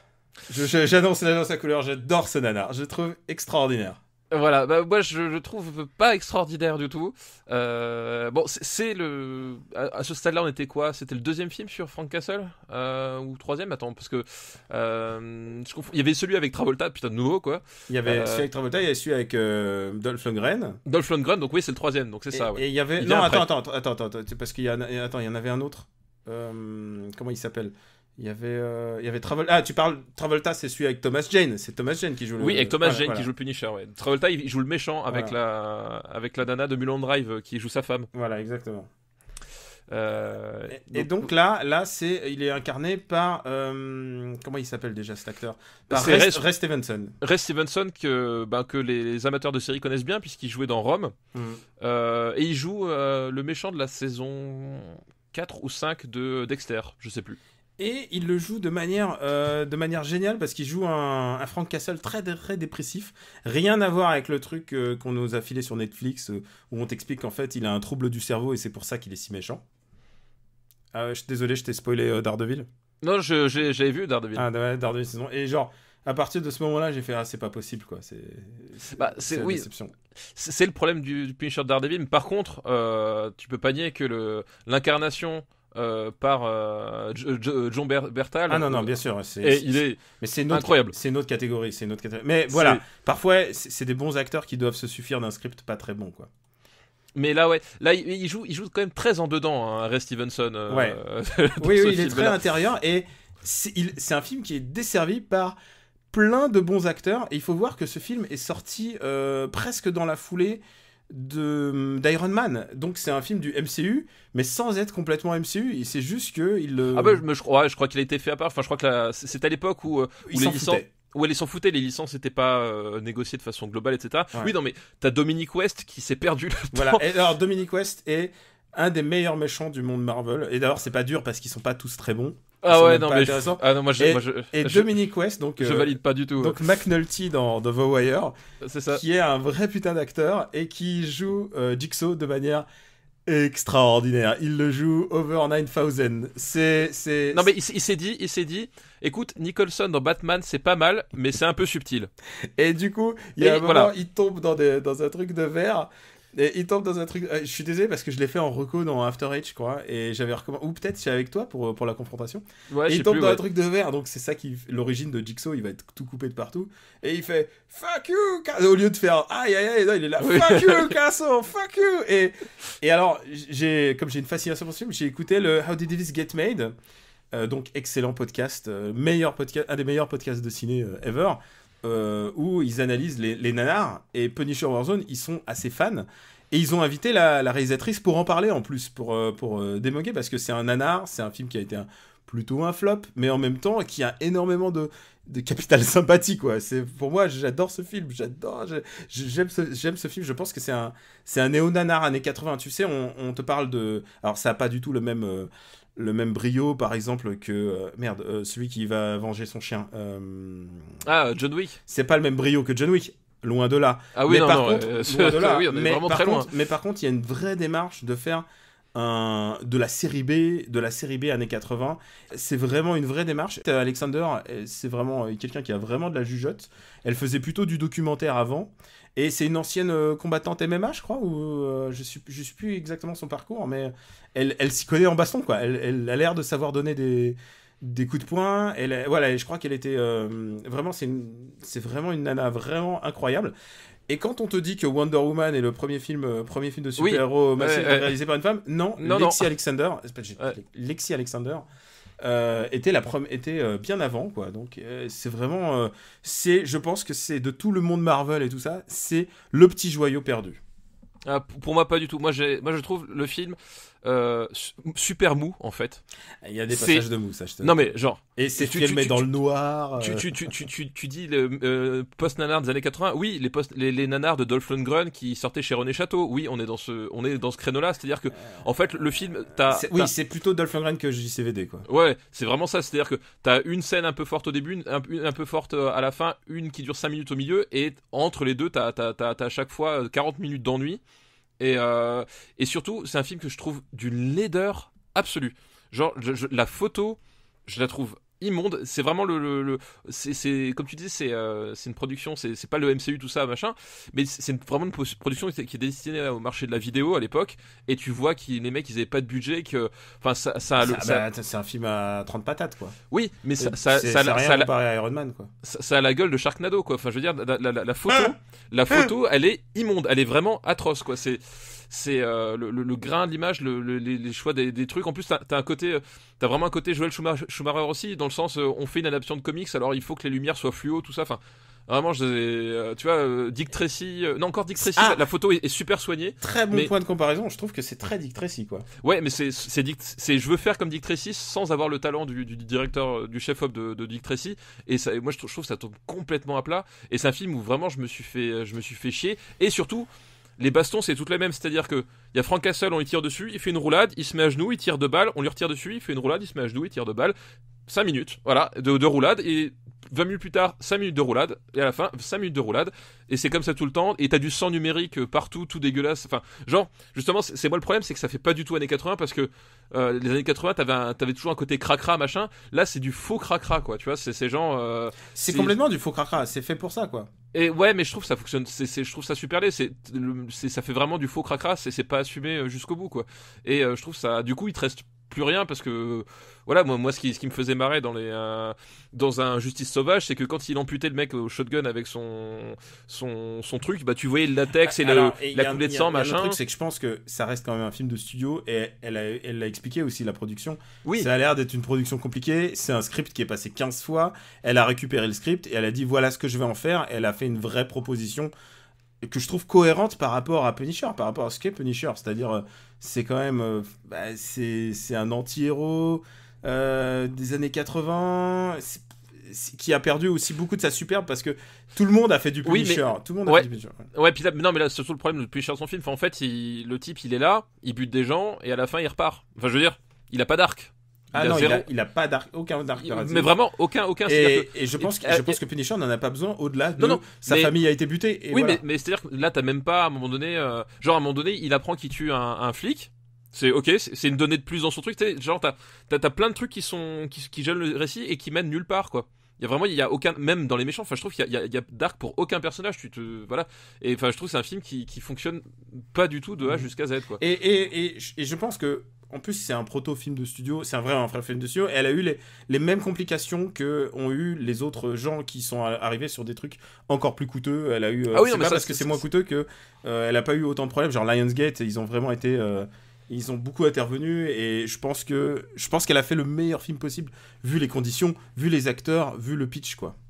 Non, ça c'est possible, effectivement, il y a une prod, mais et surtout, c'est un film, voilà, j'ai un plaisir un peu débile de regarder ce film. Ouais, mais moi c'est mon film Punisher préféré.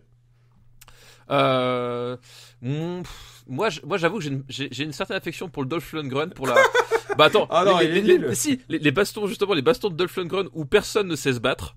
Et genre les mecs, Dolph Lundgren, il lui ressemble zéro, il a pas le talent de. Oui, mais alors ça, il lui ressemble. Ça c'est le non-argument absolu. Il lui ressemble pas au Punisher, d'accord. Non, mais il a pas le charisme, tu vois. C'est ça que je veux dire. Il est pas dedans.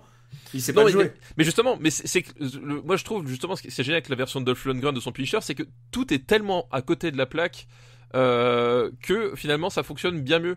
Tu vois, il y a un côté, il y a vraiment The Punisher, c'est une autre. Je trouve qu'il s'apprécie beaucoup plus en termes de nanar que là où je me suis fait chier, quoi. Enfin vraiment, c'est un film, j'ai regardé un monde plusieurs fois, quoi. Ok. Où est-ce qu'on va le mettre, en sachant qu'on est en opposition, mais après je veux bien écouter tes arguments, mais tu vois, je pense je regarde. Fais-moi une propale et moi je t'en fais une. Je te le mets. Je te le mets au-dessus de Lady Killers. Il est où? Oh non, mais Lady Killers, déjà, ça a l'air bas, là. 119. Il est finalement assez haut, Lady Killers.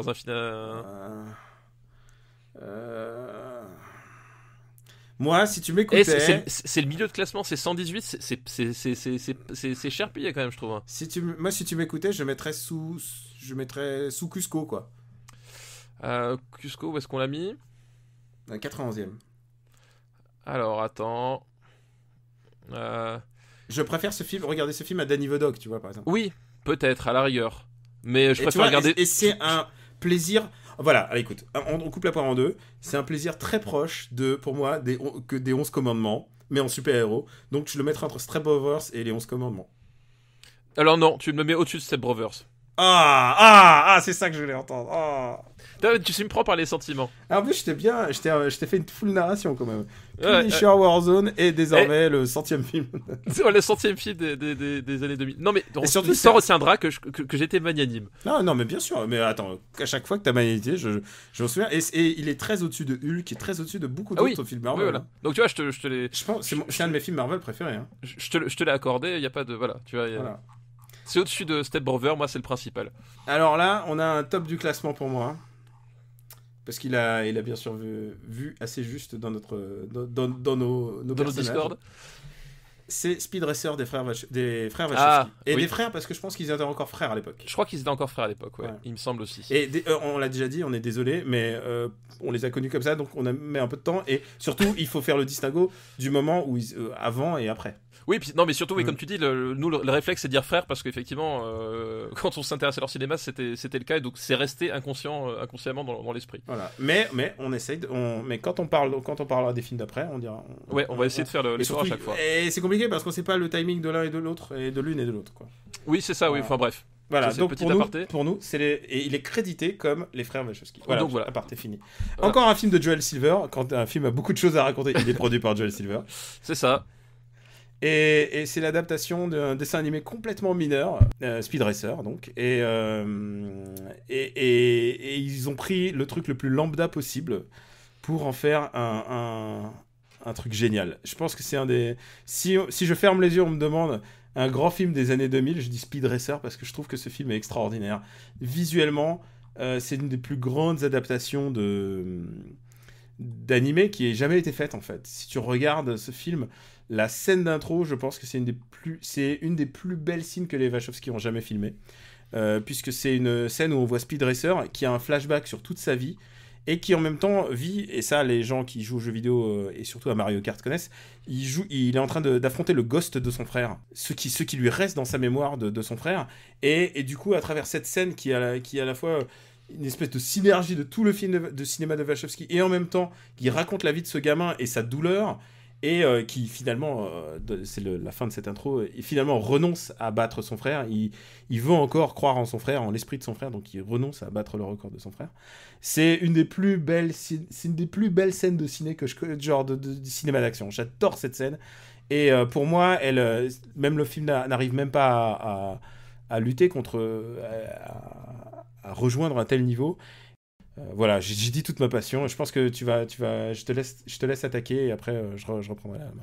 Oui, donc t'as remarqué que j'ai rien dit justement. Non, mais c'est gentil, mais vas-y. Non, c'est parce que moi je déteste ce film, vraiment. Et je déteste d'autant plus que je l'ai regardé de nouveau récemment pour me dire, je vais le revoir avec un œil neuf parce que pratiquement 10 ans se sont passés, etc. Voilà. Et que en plus il a acquis un statut culte. Un statut culte. Donc je me suis dit, ok, pourquoi pas le revoir. Et en fait, je continue de détester ce film. Déjà, Émile Hirsch, genre, ok, c'est pas possible. C'est vraiment pas possible. C'est tout le talent des Wachowski, c'est d'avoir pris des acteurs dont on n'a rien à foutre. Émile Hirsch, Matthew Fox, quoi. Matthew Fox, même Christina Ricci, tu vois, c'était pas. C'était pas le choix le plus évident pour. L'acteur principal est imbuvable. Enfin, genre, quand la scène où il est rejoint par Racer X et qu'ils essayent de reparler de son frère et il essaye de faire le mec, l'adolescent un peu contrarié, mais genre. Ça marche, enfin je trouve ça marche pas du tout. T'as envie de lui filer des claques, il y a beaucoup de choses qui sont faites pour donner envie de donner des claques. Le singe, le frère. Non mais sérieusement quoi. Le putain de singe, le putain de frère avec son singe, mais quel bande de Mongoliens. Alors je suis désolé, c'est un film avec un petit frère et il a un singe. Il a Chim Chim. Je trouve ça génial. Et c'est fidèle à l'original. Tout le film, j'ai attendu qu'il y ait un camion qui leur roule dessus, quoi. Mais non, ils sont planqués dans le coffre de la bagnole. Non mais c'est un film où ils arrivent à rendre la chanson Freebird de Lynyrd Skynyrd insupportable. C'est dire à quel niveau. On est au niveau de l'improbable là. C'est qu'il y a une scène sur Freebird et ils arrivent à rendre ça insupportable parce que l'espèce de mongolien avec son singe débile là, scène qui sert à rien, ça fait juste du bruit. Tu sais, c'est l'équivalent de la scène où ils se balancent de la purée imaginaire dans Hook. Enfin vraiment, je revivais ça, c'était atroce. C'était atroce, ce personnage imbuvable et tout est comme ça. Enfin, je supporte pas les personnages et même la mise en scène, le fatras le fatras d'images de synthèse où les véhicules ils se touchent et puis il y a aucune inertie, il y a pas, enfin je vois pas vraiment le truc, t'y crois jamais quoi. Enfin vraiment c'est un vrai projet, ce film c'est un vrai projet artistique. C'est l'adaptation d'un monde manga de manière monde animé pardon, totalement naturel. C'est ça qui le film, je trouve qu'il y a un flow assez incroyable dans ce film. Mais c'est un film d'avant-garde. Il y a rien qui a adapté un animé aussi fidèlement à ce jour. Et pourtant, Scott Pilgrim. Non, je trouve que Scott Pilgrim. Ah, moi je trouve que il y a un côté proto Scott Pilgrim, sauf que Scott Pilgrim, je trouve ça vachement plus. Non, Scott Pilgrim est vraiment inférieur quand même. Vachement plus cadré, vachement plus pertinent.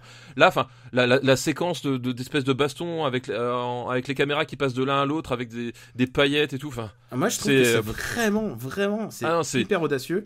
Et je trouve justement, c'est vraiment un film à la. Comment il s'appelle ce truc de merde là, Advent Children. C'est vraiment un film, ok, on fait jouer avec la caméra, mais au bout d'un moment. Non, mais il y a aussi l'émotion. Et en plus... Ah non, oui, l'émotion de la haine. J'ai éprouvé de la haine du début jusqu'à la fin. Non mais je te jure, je déconne pas. J'avais envie de tuer tous les personnages. Et quand je l'ai revu la deuxième fois, j'ai arrêté avant la fin parce que j'en pouvais plus. Quoi. En termes de course automobile, c'est un de mes. Ah non, justement, je trouve c'est mieux même que. Je trouve ça Cars, même que tous les autres. Oui, non, mais que Cars. Non, mais ok, si ta référence de course de bagnole c'est Cars, non, mais je veux dire dans les trucs modernes, j'entendais.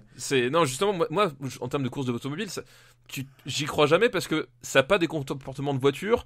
La caméra, elle n'arrête pas de passer à droite, à gauche. Enfin, les manœuvres, tu les vois pas. Tu prends un virage, finalement, tu vois pas ce que ça change parce que il y a vraiment, t'as aucun à un moment donné sentiment de maîtrise de la bête, de danger. Enfin, vraiment, t'y crois jamais, t'es jamais dedans quoi.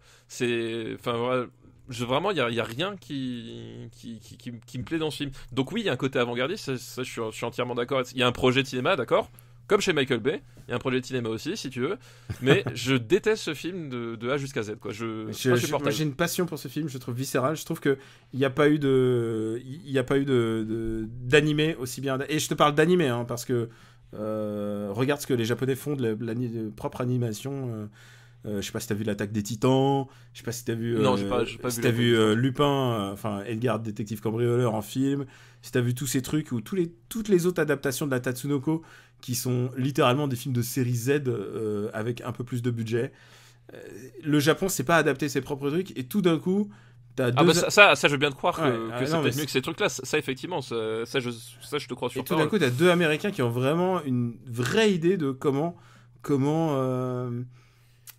c'est des thématiques simples. Hein. C'est la revanche du frère, les histoires de famille, l'honneur, le déshonneur. Enfin, tu vois, des trucs.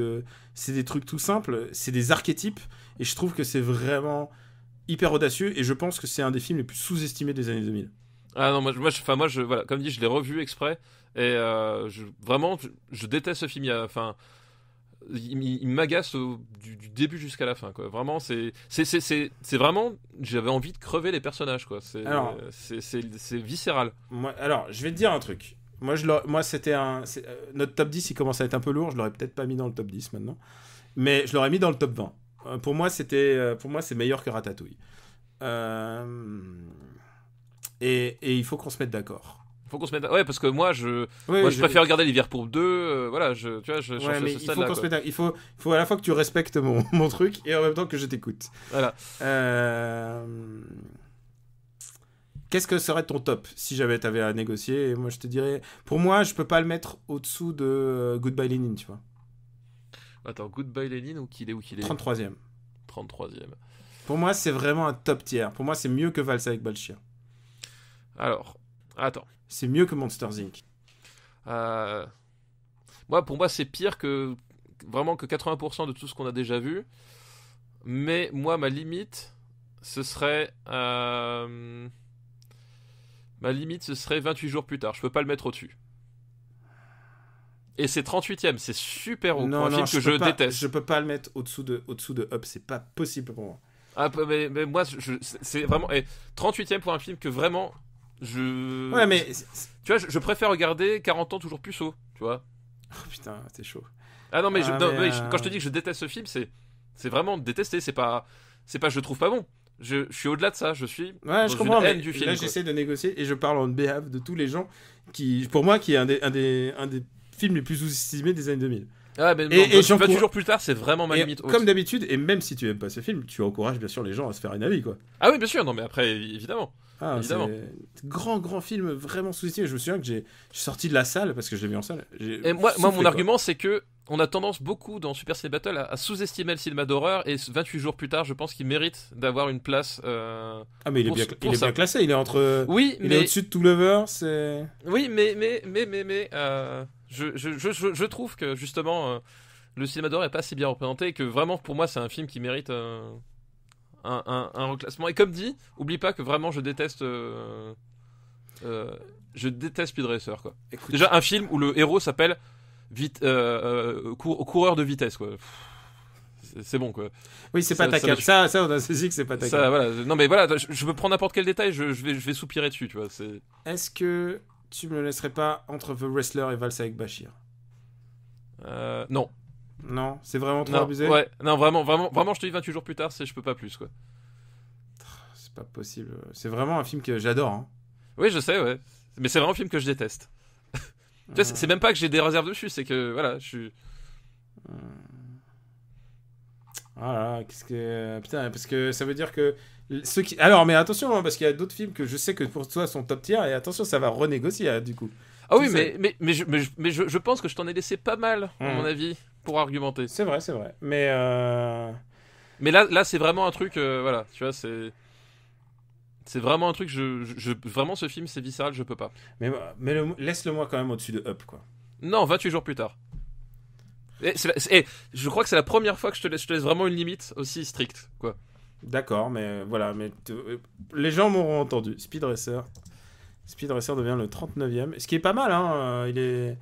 Il est au-dessus de Two Lovers, il est... Non mais en plus c'est un bon classement. Enfin de toute façon on a dit jusqu'à 60 on était dans du très bon film et tout. Mais vraiment enfin c'est... Pour moi, il était top 10 des années 2000. Voilà, si ça tenait qu'à moi. Oups, attends. Sans faire exprès, les gens ont pas vu.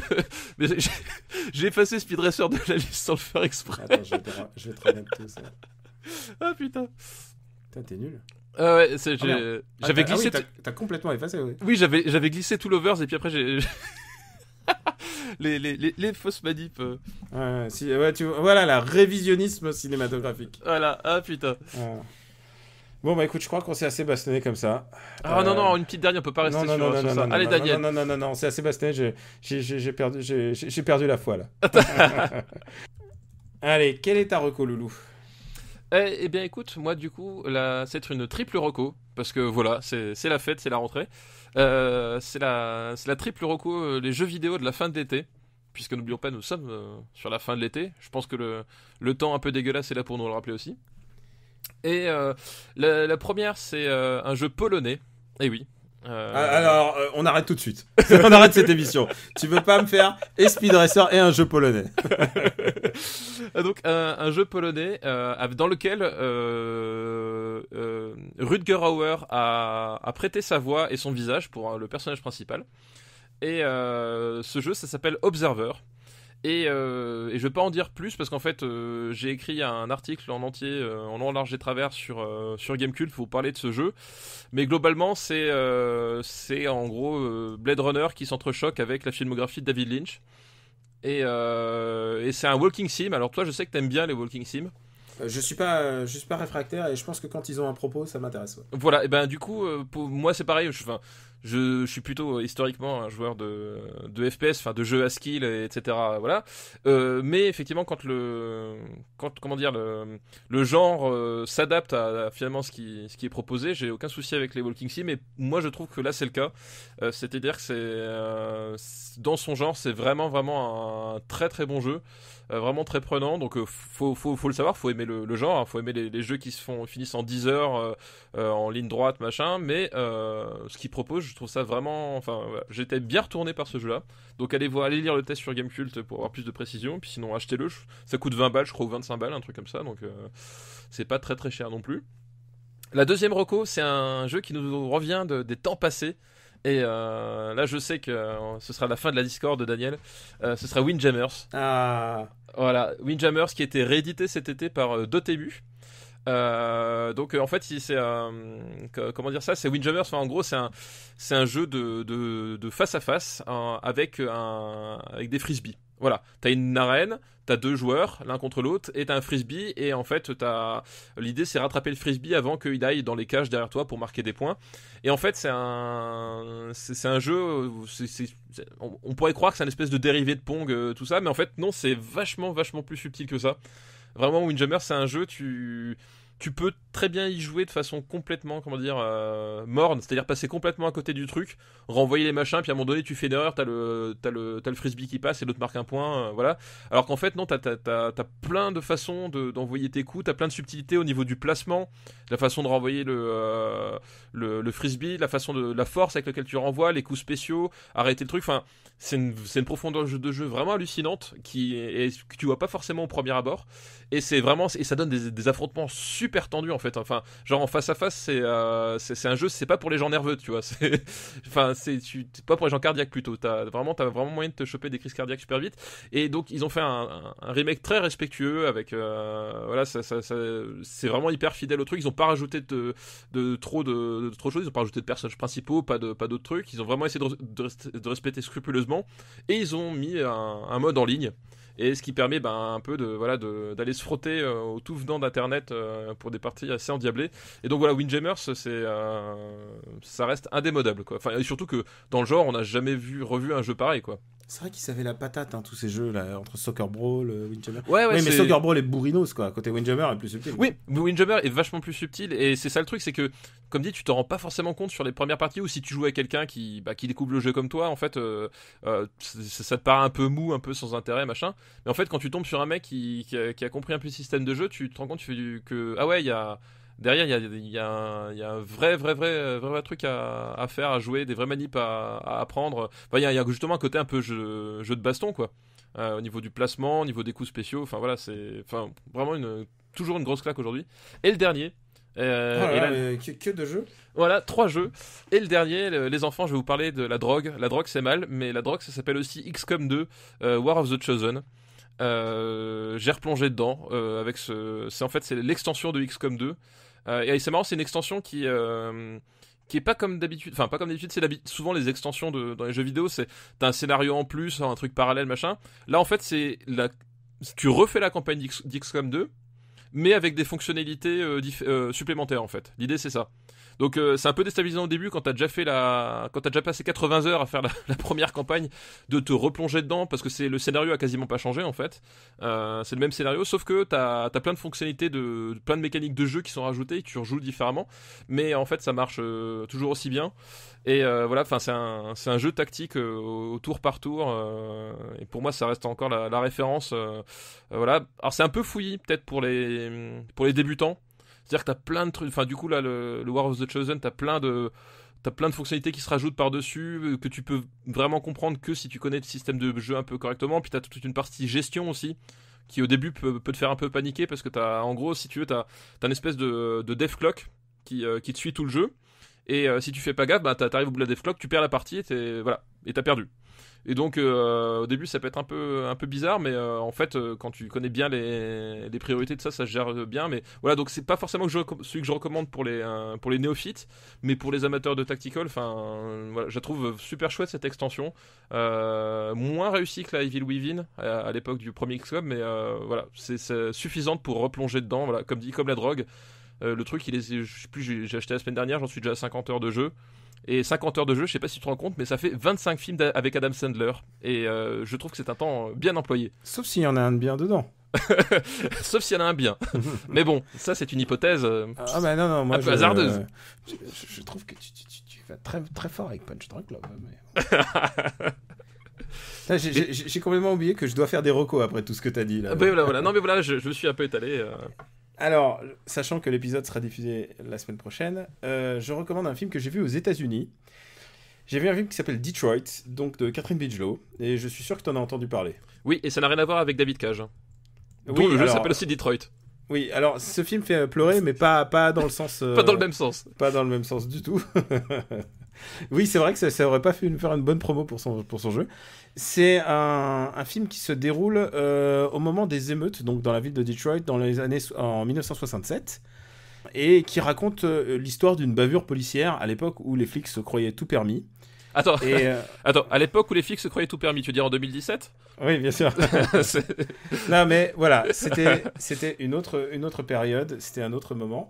Et c'est peut-être aussi l'actualité de tout ça, enfin, ce qui fait Oui, que... non, mais oui, il y a une vraie résonance. Enfin, voilà. Ouais, et le fait qu'elle fasse ce film pile à ce moment-là, avec un sujet comme ça, après ce qui s'est passé à Charlottesville, après les défilés de nazis dans la rue, Puis après, voilà, tous les épisodes de l'année dernière avec Black Lives Matter, exactement. et qui a vraiment une résonance. Ce qui fait d'abord, en plus d'être un projet cinématographique, Catherine Bigelow est clairement une réalisatrice très très ambitieuse. Quand elle réalise, c'est jamais par hasard, elle a toujours un propos. Oui, et non, effectivement, c'est une vraie metteur en scène, quoi. Et là, en l'occurrence, il n'y a pas à tortiller. C'est vraiment extraordinairement réalisé. C'est très caméra au point, c'est très viscéral. Et donc, la moindre claque dans la gueule de quelqu'un et devient tout de suite l'objet de... Vraiment, c'est quelque chose de très... C'est parfois même pénible parce que je parle donc de bavure policière, donc de torture, puisque c'est ça qui est raconté dans cette histoire vraie, mais dont ils ont recomposé les détails au fur et à mesure des audiences parce qu'il y a eu des jugements. C'est vraiment super bien réalisé. Alors il y a John Boyega que tout le monde connaît maintenant à cause de Star Wars, et le rôle du méchant, parce qu'il y a clairement un truc manichéen là-dedans, et il n'y a pas d'ambiguïté là-dessus, et joué par Will Poulter, qui est extraordinaire. Grand film de Will Poulter. Will Poulter, vous allez le voir partout au cinéma, il était dans Revenant, il avait un petit rôle dans Revenant. Si vous googlez sa tête, vous allez faire « Ah, lui !» C'est le mec dont vous allez dire « Ah, lui !» pendant 30 ans. Ce mec-là, c'est un petit jeune, et il joue le jeune flic facho, quoi. Et il est brillant. Et bien sûr, ce film, je vous ai pas spoilé, et puis de toute manière, c'est une histoire connue. Si vous voulez, vous allez googler, vous allez voir tout le déroulé du film. Ce qui est intéressant aussi, c'est que je l'ai vu dans une salle. C'est un film qui a fait un four au box-office pour des raisons évidentes. Pour des raisons assez évidentes, j'imagine. Ouais. Personne n'a envie d'aller voir ça. Personne n'a envie d'aller voir sa propre histoire en version pas glorieuse. Les gens préfèrent aller voir American Sniper. En France, personne va voir le film de Kassovitz sur les grottes d'Ouvéa parce que personne n'a envie d'entendre parler de ça. Alors que moi je l'ai vu. Et moi je l'ai vu aussi, je l'ai vu en salle. Et c'est pas du tout le pire film de Kassovitz, c'est même non, pas du tout. C'est même super ambitieux d'ailleurs, mais on en reviendra quand on parlera des films des années 2010. Voilà, exactement. J'ai d'ailleurs oublié son nom à ce film d'ailleurs. Attends que je me rappelle bien. Je confonds tout le temps le titre de façon assez bizarre avec l'ennemi intime, tu sais. Je sais pas pourquoi le titre. Oui, je vois c'est l'ordre et la morale. L'ordre et la morale. Oui, voilà, c'est pas un titre explicite, ouais. Ouais, et à chaque fois, je sais pas pourquoi je confonds toujours ces deux titres, alors que bon, c'est pas le même sujet, même si ça part d'armée française dans les deux cas, mais c'est pas le même sujet, quoi. Et il y a clairement un parallèle à faire entre ces deux d'ailleurs. Ça vient complètement comme ça, alors que je suis encore en plein jet lag. C'est que c'est du cinéma que les gens n'ont pas envie de voir, et dans la salle il y avait quand même 5 personnes en plus de nous, tous noirs, donc pour une salle qui était complètement vide. C'est que le film, je pense, a une vraie ambition de raconter quelque chose entre guillemets pour nous les blancs, c'est-à-dire c'est vraiment j'ai parlé à des gens noirs qui l'ont vu. Pour eux c'était l'évidence, tu vois, c'est un film genre on sait tout ça, quoi. Et moi, je connaissais pas exactement ce qui s'est passé à Detroit. Et d'abord, on n'était pas nés en plus, toi et moi.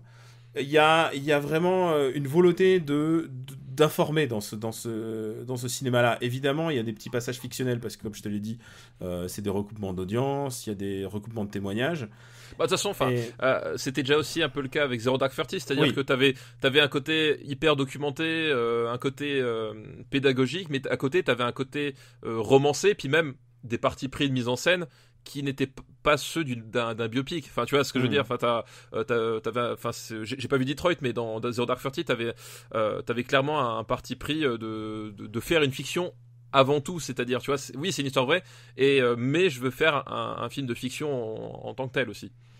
Et ouais, c'est un film passionnant. Quoi qu'il arrive, quel que soit son avis, c'est un film passionnant à voir en fait, qui nous informe aussi sur l'état des États-Unis aujourd'hui. Tout autant que celui de l'époque, et c'est clairement un film qui est destiné à toi et à moi, un film pour nous, c'est pas notre histoire, Et c'est aussi intéressant de connaître cette partie, ou du moins une vision cinématographique de ça, qui fait que la mémoire, d'une certaine manière, la mémoire perdure. Et on n'est pas obligé de se retaper que les trucs plein de bons sentiments sur les filles qui font la recherche spatiale pour les fusées. Tu sais, tu l'as vu ce truc avec Kevin Costner ? Non, ça me dit rien. Non. Avec, je pense que j'imagine qu'il y a Olivia Spencer qui est toujours dans ces genres de trucs un peu plein de bons sentiments. Là, on est dans l'antithèse du bon sentiment. On est dans l'antithèse du bon sentiment à tous les moments. Dans l'histoire douloureuse, quoi. Ouais, on est dans l'histoire douloureuse. C'est l'inverse de Monsieur Batignolles. Ah, on est dans l'anti-Batignolles. Je te dis, on est dans l'ordre et la morale. Ouais, je vois ce que tu veux dire. Je vois comment ça place. On est dans l'ordre et la morale. Voilà, je vous recommande vraiment d'aller le voir, Detroit. Je suis pas sûr que allez-y un peu accroché, quoi. C'est pas un on en repense à la première liste. Ce n'est pas un bon film pour une première date. Quoique moi, comme dit, Trainspotting, c'est passé finalement. Ouais, ça passe ou ça casse. C'est pas mal. Non, c'est aussi une manière de tester ton couple dès le début. Donc voilà, Detroit de Catherine Bigelow, je vous le recommande fortement. Ça a été un highlight de mon séjour aux États-Unis. Eh bien, écoute. De toute façon, moi, je voulais le voir, donc... Ouais, non, mais je sais que tu vas le voir. Et de toute manière, je sais que de toute manière, tu t'affrontes du cinéma parce que tu as besoin de... Je sais, mais tu fais ça tout pour le bien de l'émission. Mais je fais ça pour le bien de l'émission, mais même, je crois que j'aime ça, Daniel. Oui, c'est vrai que si tu fais... T'as pas commencé genre hier. Non, je pense que tu aimais le cinéma avant. Je vais raconter l'anecdote. C'est un soir, on était sur RTL 9. Et Alors non, mais RTL 9, c'est une chaîne que j'adore parce qu'il passe du cinéma. Oui. Et il passe de tout. C'est-à-dire que tu peux te taper Sharknado 3 et juste derrière, t'as Midnight Express, tu vois. Oui, c'est vrai qu'ils ont une liste vraiment très... Alors, bon, le problème de RTL 9, c'est que tu te rends compte au bout de 2 mois qu'ils ont qu'un stock de 40 films et qu'ils passent tout le temps les mêmes. Mais bon, dans l'idée, c'est que tu vois quand même des films. Et on était tombé sur Green Lantern. Ah voilà, avec réalisé par un grand réalisateur, quoi. Enfin, voilà, pas un grand réalisateur. Et avec Ryan Reynolds. Voilà. Et donc, Fab qui commence à regarder les 20 premières minutes et qui se lève et qui dit je vais me coucher, pourquoi tu continues de regarder ça? Et je crois que la réponse, elle était là, c'est un film, j'aime regarder des films. Oui, c'est comme les mecs qui disent vous regardez des films de super-héros. Alors d'abord, on peut pas dire qu'en plus notre liste elle soit une grande dominante film de super-héros, mais c'est qu'on aime tout ça, on aime, on se passionne de ça. Ben oui, voilà. Et je pense que tout peut être mis en perspective et tout peut être analysé en fait. Voilà, et donc voilà, c'est comme ça, mais donc voilà, le cinéma ça se vit. Tu vois, j'ai même regardé des films que je n'aimais pas pour être sûr que je les aimais pas, tu vois. Ça on peut pas nier le fait que tu t'es apatoisé cette année. C'est ça. Eh oui. Bon, je crois qu'on est bon. On a toujours été bon, Daniel. Ouais. C'est toi qui dis ça. Moi, je suis le mec qui hésite de nous deux. On vous remercie de votre fidélité. On est content d'être rentré parce que ça faisait plus de 3 semaines, presque un mois qu'on n'a pas enregistré. Ouais, nous, physiquement, c'est vrai qu'on avait des enregistrements d'avance, mais à cause des vacances, des déplacements, tout ça. Mais du coup, physiquement, on n'a pas parlé cinéma depuis 3 ou 4 semaines. Ouais. Et ça m'a manqué. Bah oui, ça m'a manqué Ça m'a manqué, et vous nous avez manqué, parce que ça a l'air de rien pour vous, c'est peut-être c'était il y a 2 semaines les cons. Non, pour nous c'était il y a plus longtemps. Oui, mais alors, on peut quand même préciser que entre temps, on a parlé de cinéma de façon différente aussi. Oui, tiens, est-ce que tu voudrais pas en parler ? Bah oui, parce que je viens d'en parler, on a rien d'enregistré After Eight. Voilà. Donc, pour ceux qui ont pas suivi sur les internets, parce qu'évidemment c'est un peu le seul moyen d'être au courant de ça, mais du coup, vous qui découvrez uniquement via le podcast, nous venons de lancer avec le camarade Quix un nouveau projet qui s'appelle donc Parle à mon Luc. Et Parle à mon Luc, c'est on va décortiquer la filmographie de Luc Besson. Et l'idée c'est qu'on prend le film, on appuie sur play et on regarde le film et on en parle. Et voilà, et on vous invite à faire pareil, à vous procurer le DVD, le Blu-ray, à le mettre tranquillement dans le canapé et puis à écouter le film avec nous. On précise toutefois qu'on peut on l'a testé, on peut complètement écouter le podcast sans regarder le film. Voilà, ouais, il y en a plein qui nous ont dit, je n'ai pas envie de revoir le film, mais écouter le podcast ça m'a suffi, donc ça marche aussi. Effectivement, il y a beaucoup de punchlines, beaucoup de gens nous ont dit qu'ils ont pleuré de rire. À certains moments. Oui, quand je parle. Ah oui, vas-y. Bah oui. Non, faut pas spoiler, spoiler. Mais c'est vrai qu'effectivement, c'est. Alors à nouveau, on reste dans l'esprit Super Ciné Battle. Attention, c'est pas du Wikipédia. intensif. Hein, non, je suis documenté, mais je suis la seule documentation. Voilà, on est quand même dans une approche qui est très, très personnelle, très ludique, et puis voilà, on a des moments de fou rire. Alors, ce que les gens ne savent pas quand ils ont écouté Parle à mon Luc, c'est qu'à un moment donné, en fait, j'ai une déconnexion. Et en fait, ça s'entend pas, vous parliez, et j'ai une déconnexion. Et pendant, je sais pas, 7-10 minutes, enfin non, c'est 5 ou 7 minutes, je sais plus quoi, vous parlez, et en fait, moi, je suis pas là physiquement, c'est-à-dire, je ne sais pas ce qui s'est passé pendant ces 5 minutes-là, et je suis revenu me réintégrer dans la conversation. C'est vrai, c'est que je le savais pas. Et oui, c'est une information exclusive. Super, et alors, est-ce que tu as écouté les 5 minutes où on a parlé? Oui, bah, c'était moins bien, forcément. Hein. Quel con. Quel con. Putain, attends, bouge pas. Oh, on t'entend plus, papa, on t'entend plus. Non, voilà. Bon, bref, c'est un podcast qui nous ressemble. Ça passe ou ça casse. Et on est très content de votre réception. Mais les gens ont l'air contents, donc c'est cool. Visiblement, c'est quelque chose qui vous manquait. Et donc, on a décidé de faire ça plus ou moins régulièrement, une parution un peu libre. Ouais, il y aura des infos bientôt sur le suivant. Voilà, sans doute on vous fera voter pour le suivant. Donc, exactement. S'il vous plaît, votez pas pour un truc nul, parce que ah bah ça dépend s'ils nous détestent, s'ils veulent nous faire souffrir. Voilà, si les fans de Speed Racer veulent se venger, ils vont peut-être à un moment donné. Non, les fans de Speed Racer, pensez, je suis aussi un dommage que. Et voilà, donc ça s'appelle Parle à mon Luc, c'est sur parleamonluc.fr, et aussi vous le pouvez trouver sur toutes vos applis podcast, sur iTunes. N'hésitez pas à lui mettre peut-être des étoiles, la même chose que supercinébattle.fr, parce que c'est le meilleur moyen qu'on se fasse connaître. On est très content pour un nouveau podcast d'avoir eu autant de buzz. On est passé chez Antoine Decaune. Oui, on est passé à France Inter quand même. On est passé à France Inter, et nous avons été tweetés par quelqu'un qu'on aime beaucoup et qu'on a cité déjà plusieurs fois dans le podcast. Ouais, tout à fait. À savoir Ovidi. Voilà, Ovidi, donc que je vous invite une fois encore, je crois que je l'ai déjà dit plusieurs fois, mais je vous invite encore une fois à lire son blog. Qui est vraiment super intéressant et qui est, enfin c'est une personne tout à fait formidable et qui a apparemment si ce n'est aimé, au moins écouté Parle à mon Luc. Elle veut qu'on fasse Jeanne d'Arc. Je sais pas si on de.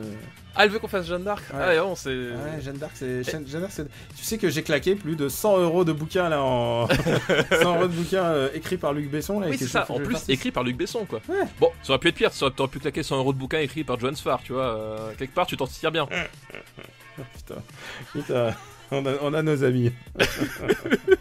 Donc, vous pouvez retrouver le master list de Super Ciné Battle sur le site officiel.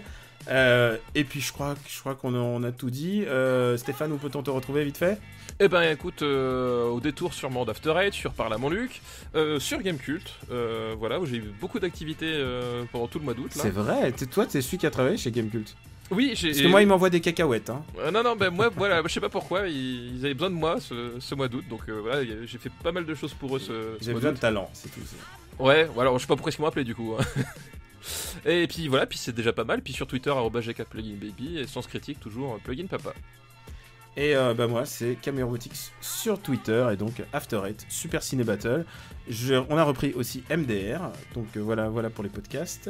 Et Gadget Dash aussi avec mes compères Greg et Pouillot sur Gamecult qui revient aussi, et on risque d'en faire plusieurs puisqu'il y a le Tokyo Game Show qui arrive.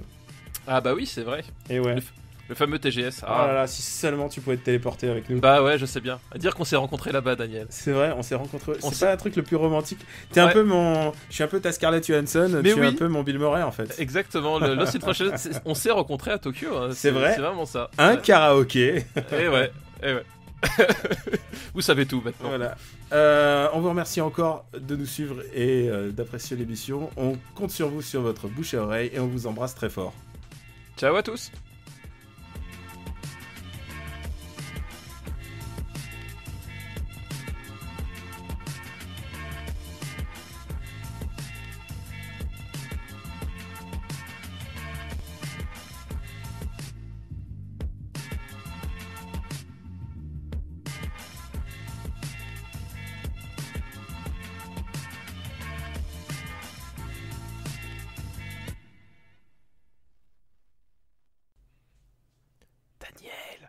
C'est ta conscience qui te parle, Daniel. Tu as fait de mauvaises choses, Daniel. Tu ne peux pas t'en tirer comme ça. Il va falloir que tu payes, Daniel. Je t'entends, hein. Oh merde, c'est vrai. Ah, je pensais que t'allais découvrir ça au dérush. Tu disais quoi avant ? Ah bah tu verras. Je suis retapé, superbe. Ah, tu sais ce que j'avais dit comme idée en conduisant pendant longtemps, donc à travers les États-Unis. Dis-moi. Je me suis dit, il faudrait qu'on fasse Super Président Battle, le meilleur président de la 5ème République. Ce serait très très bien, effectivement. Franchement, ça serait pas bien. Ça me permettrait un peu de bitcher sur Sarkozy. Exactement. Ou alors on les considère qu'à partir du moment d'un certain âge, je sais pas. Ah non, mais c'est une bonne idée, je suis pas président battle. Oui, avec les plus et les moins, tu vois. Exactement. Très bon.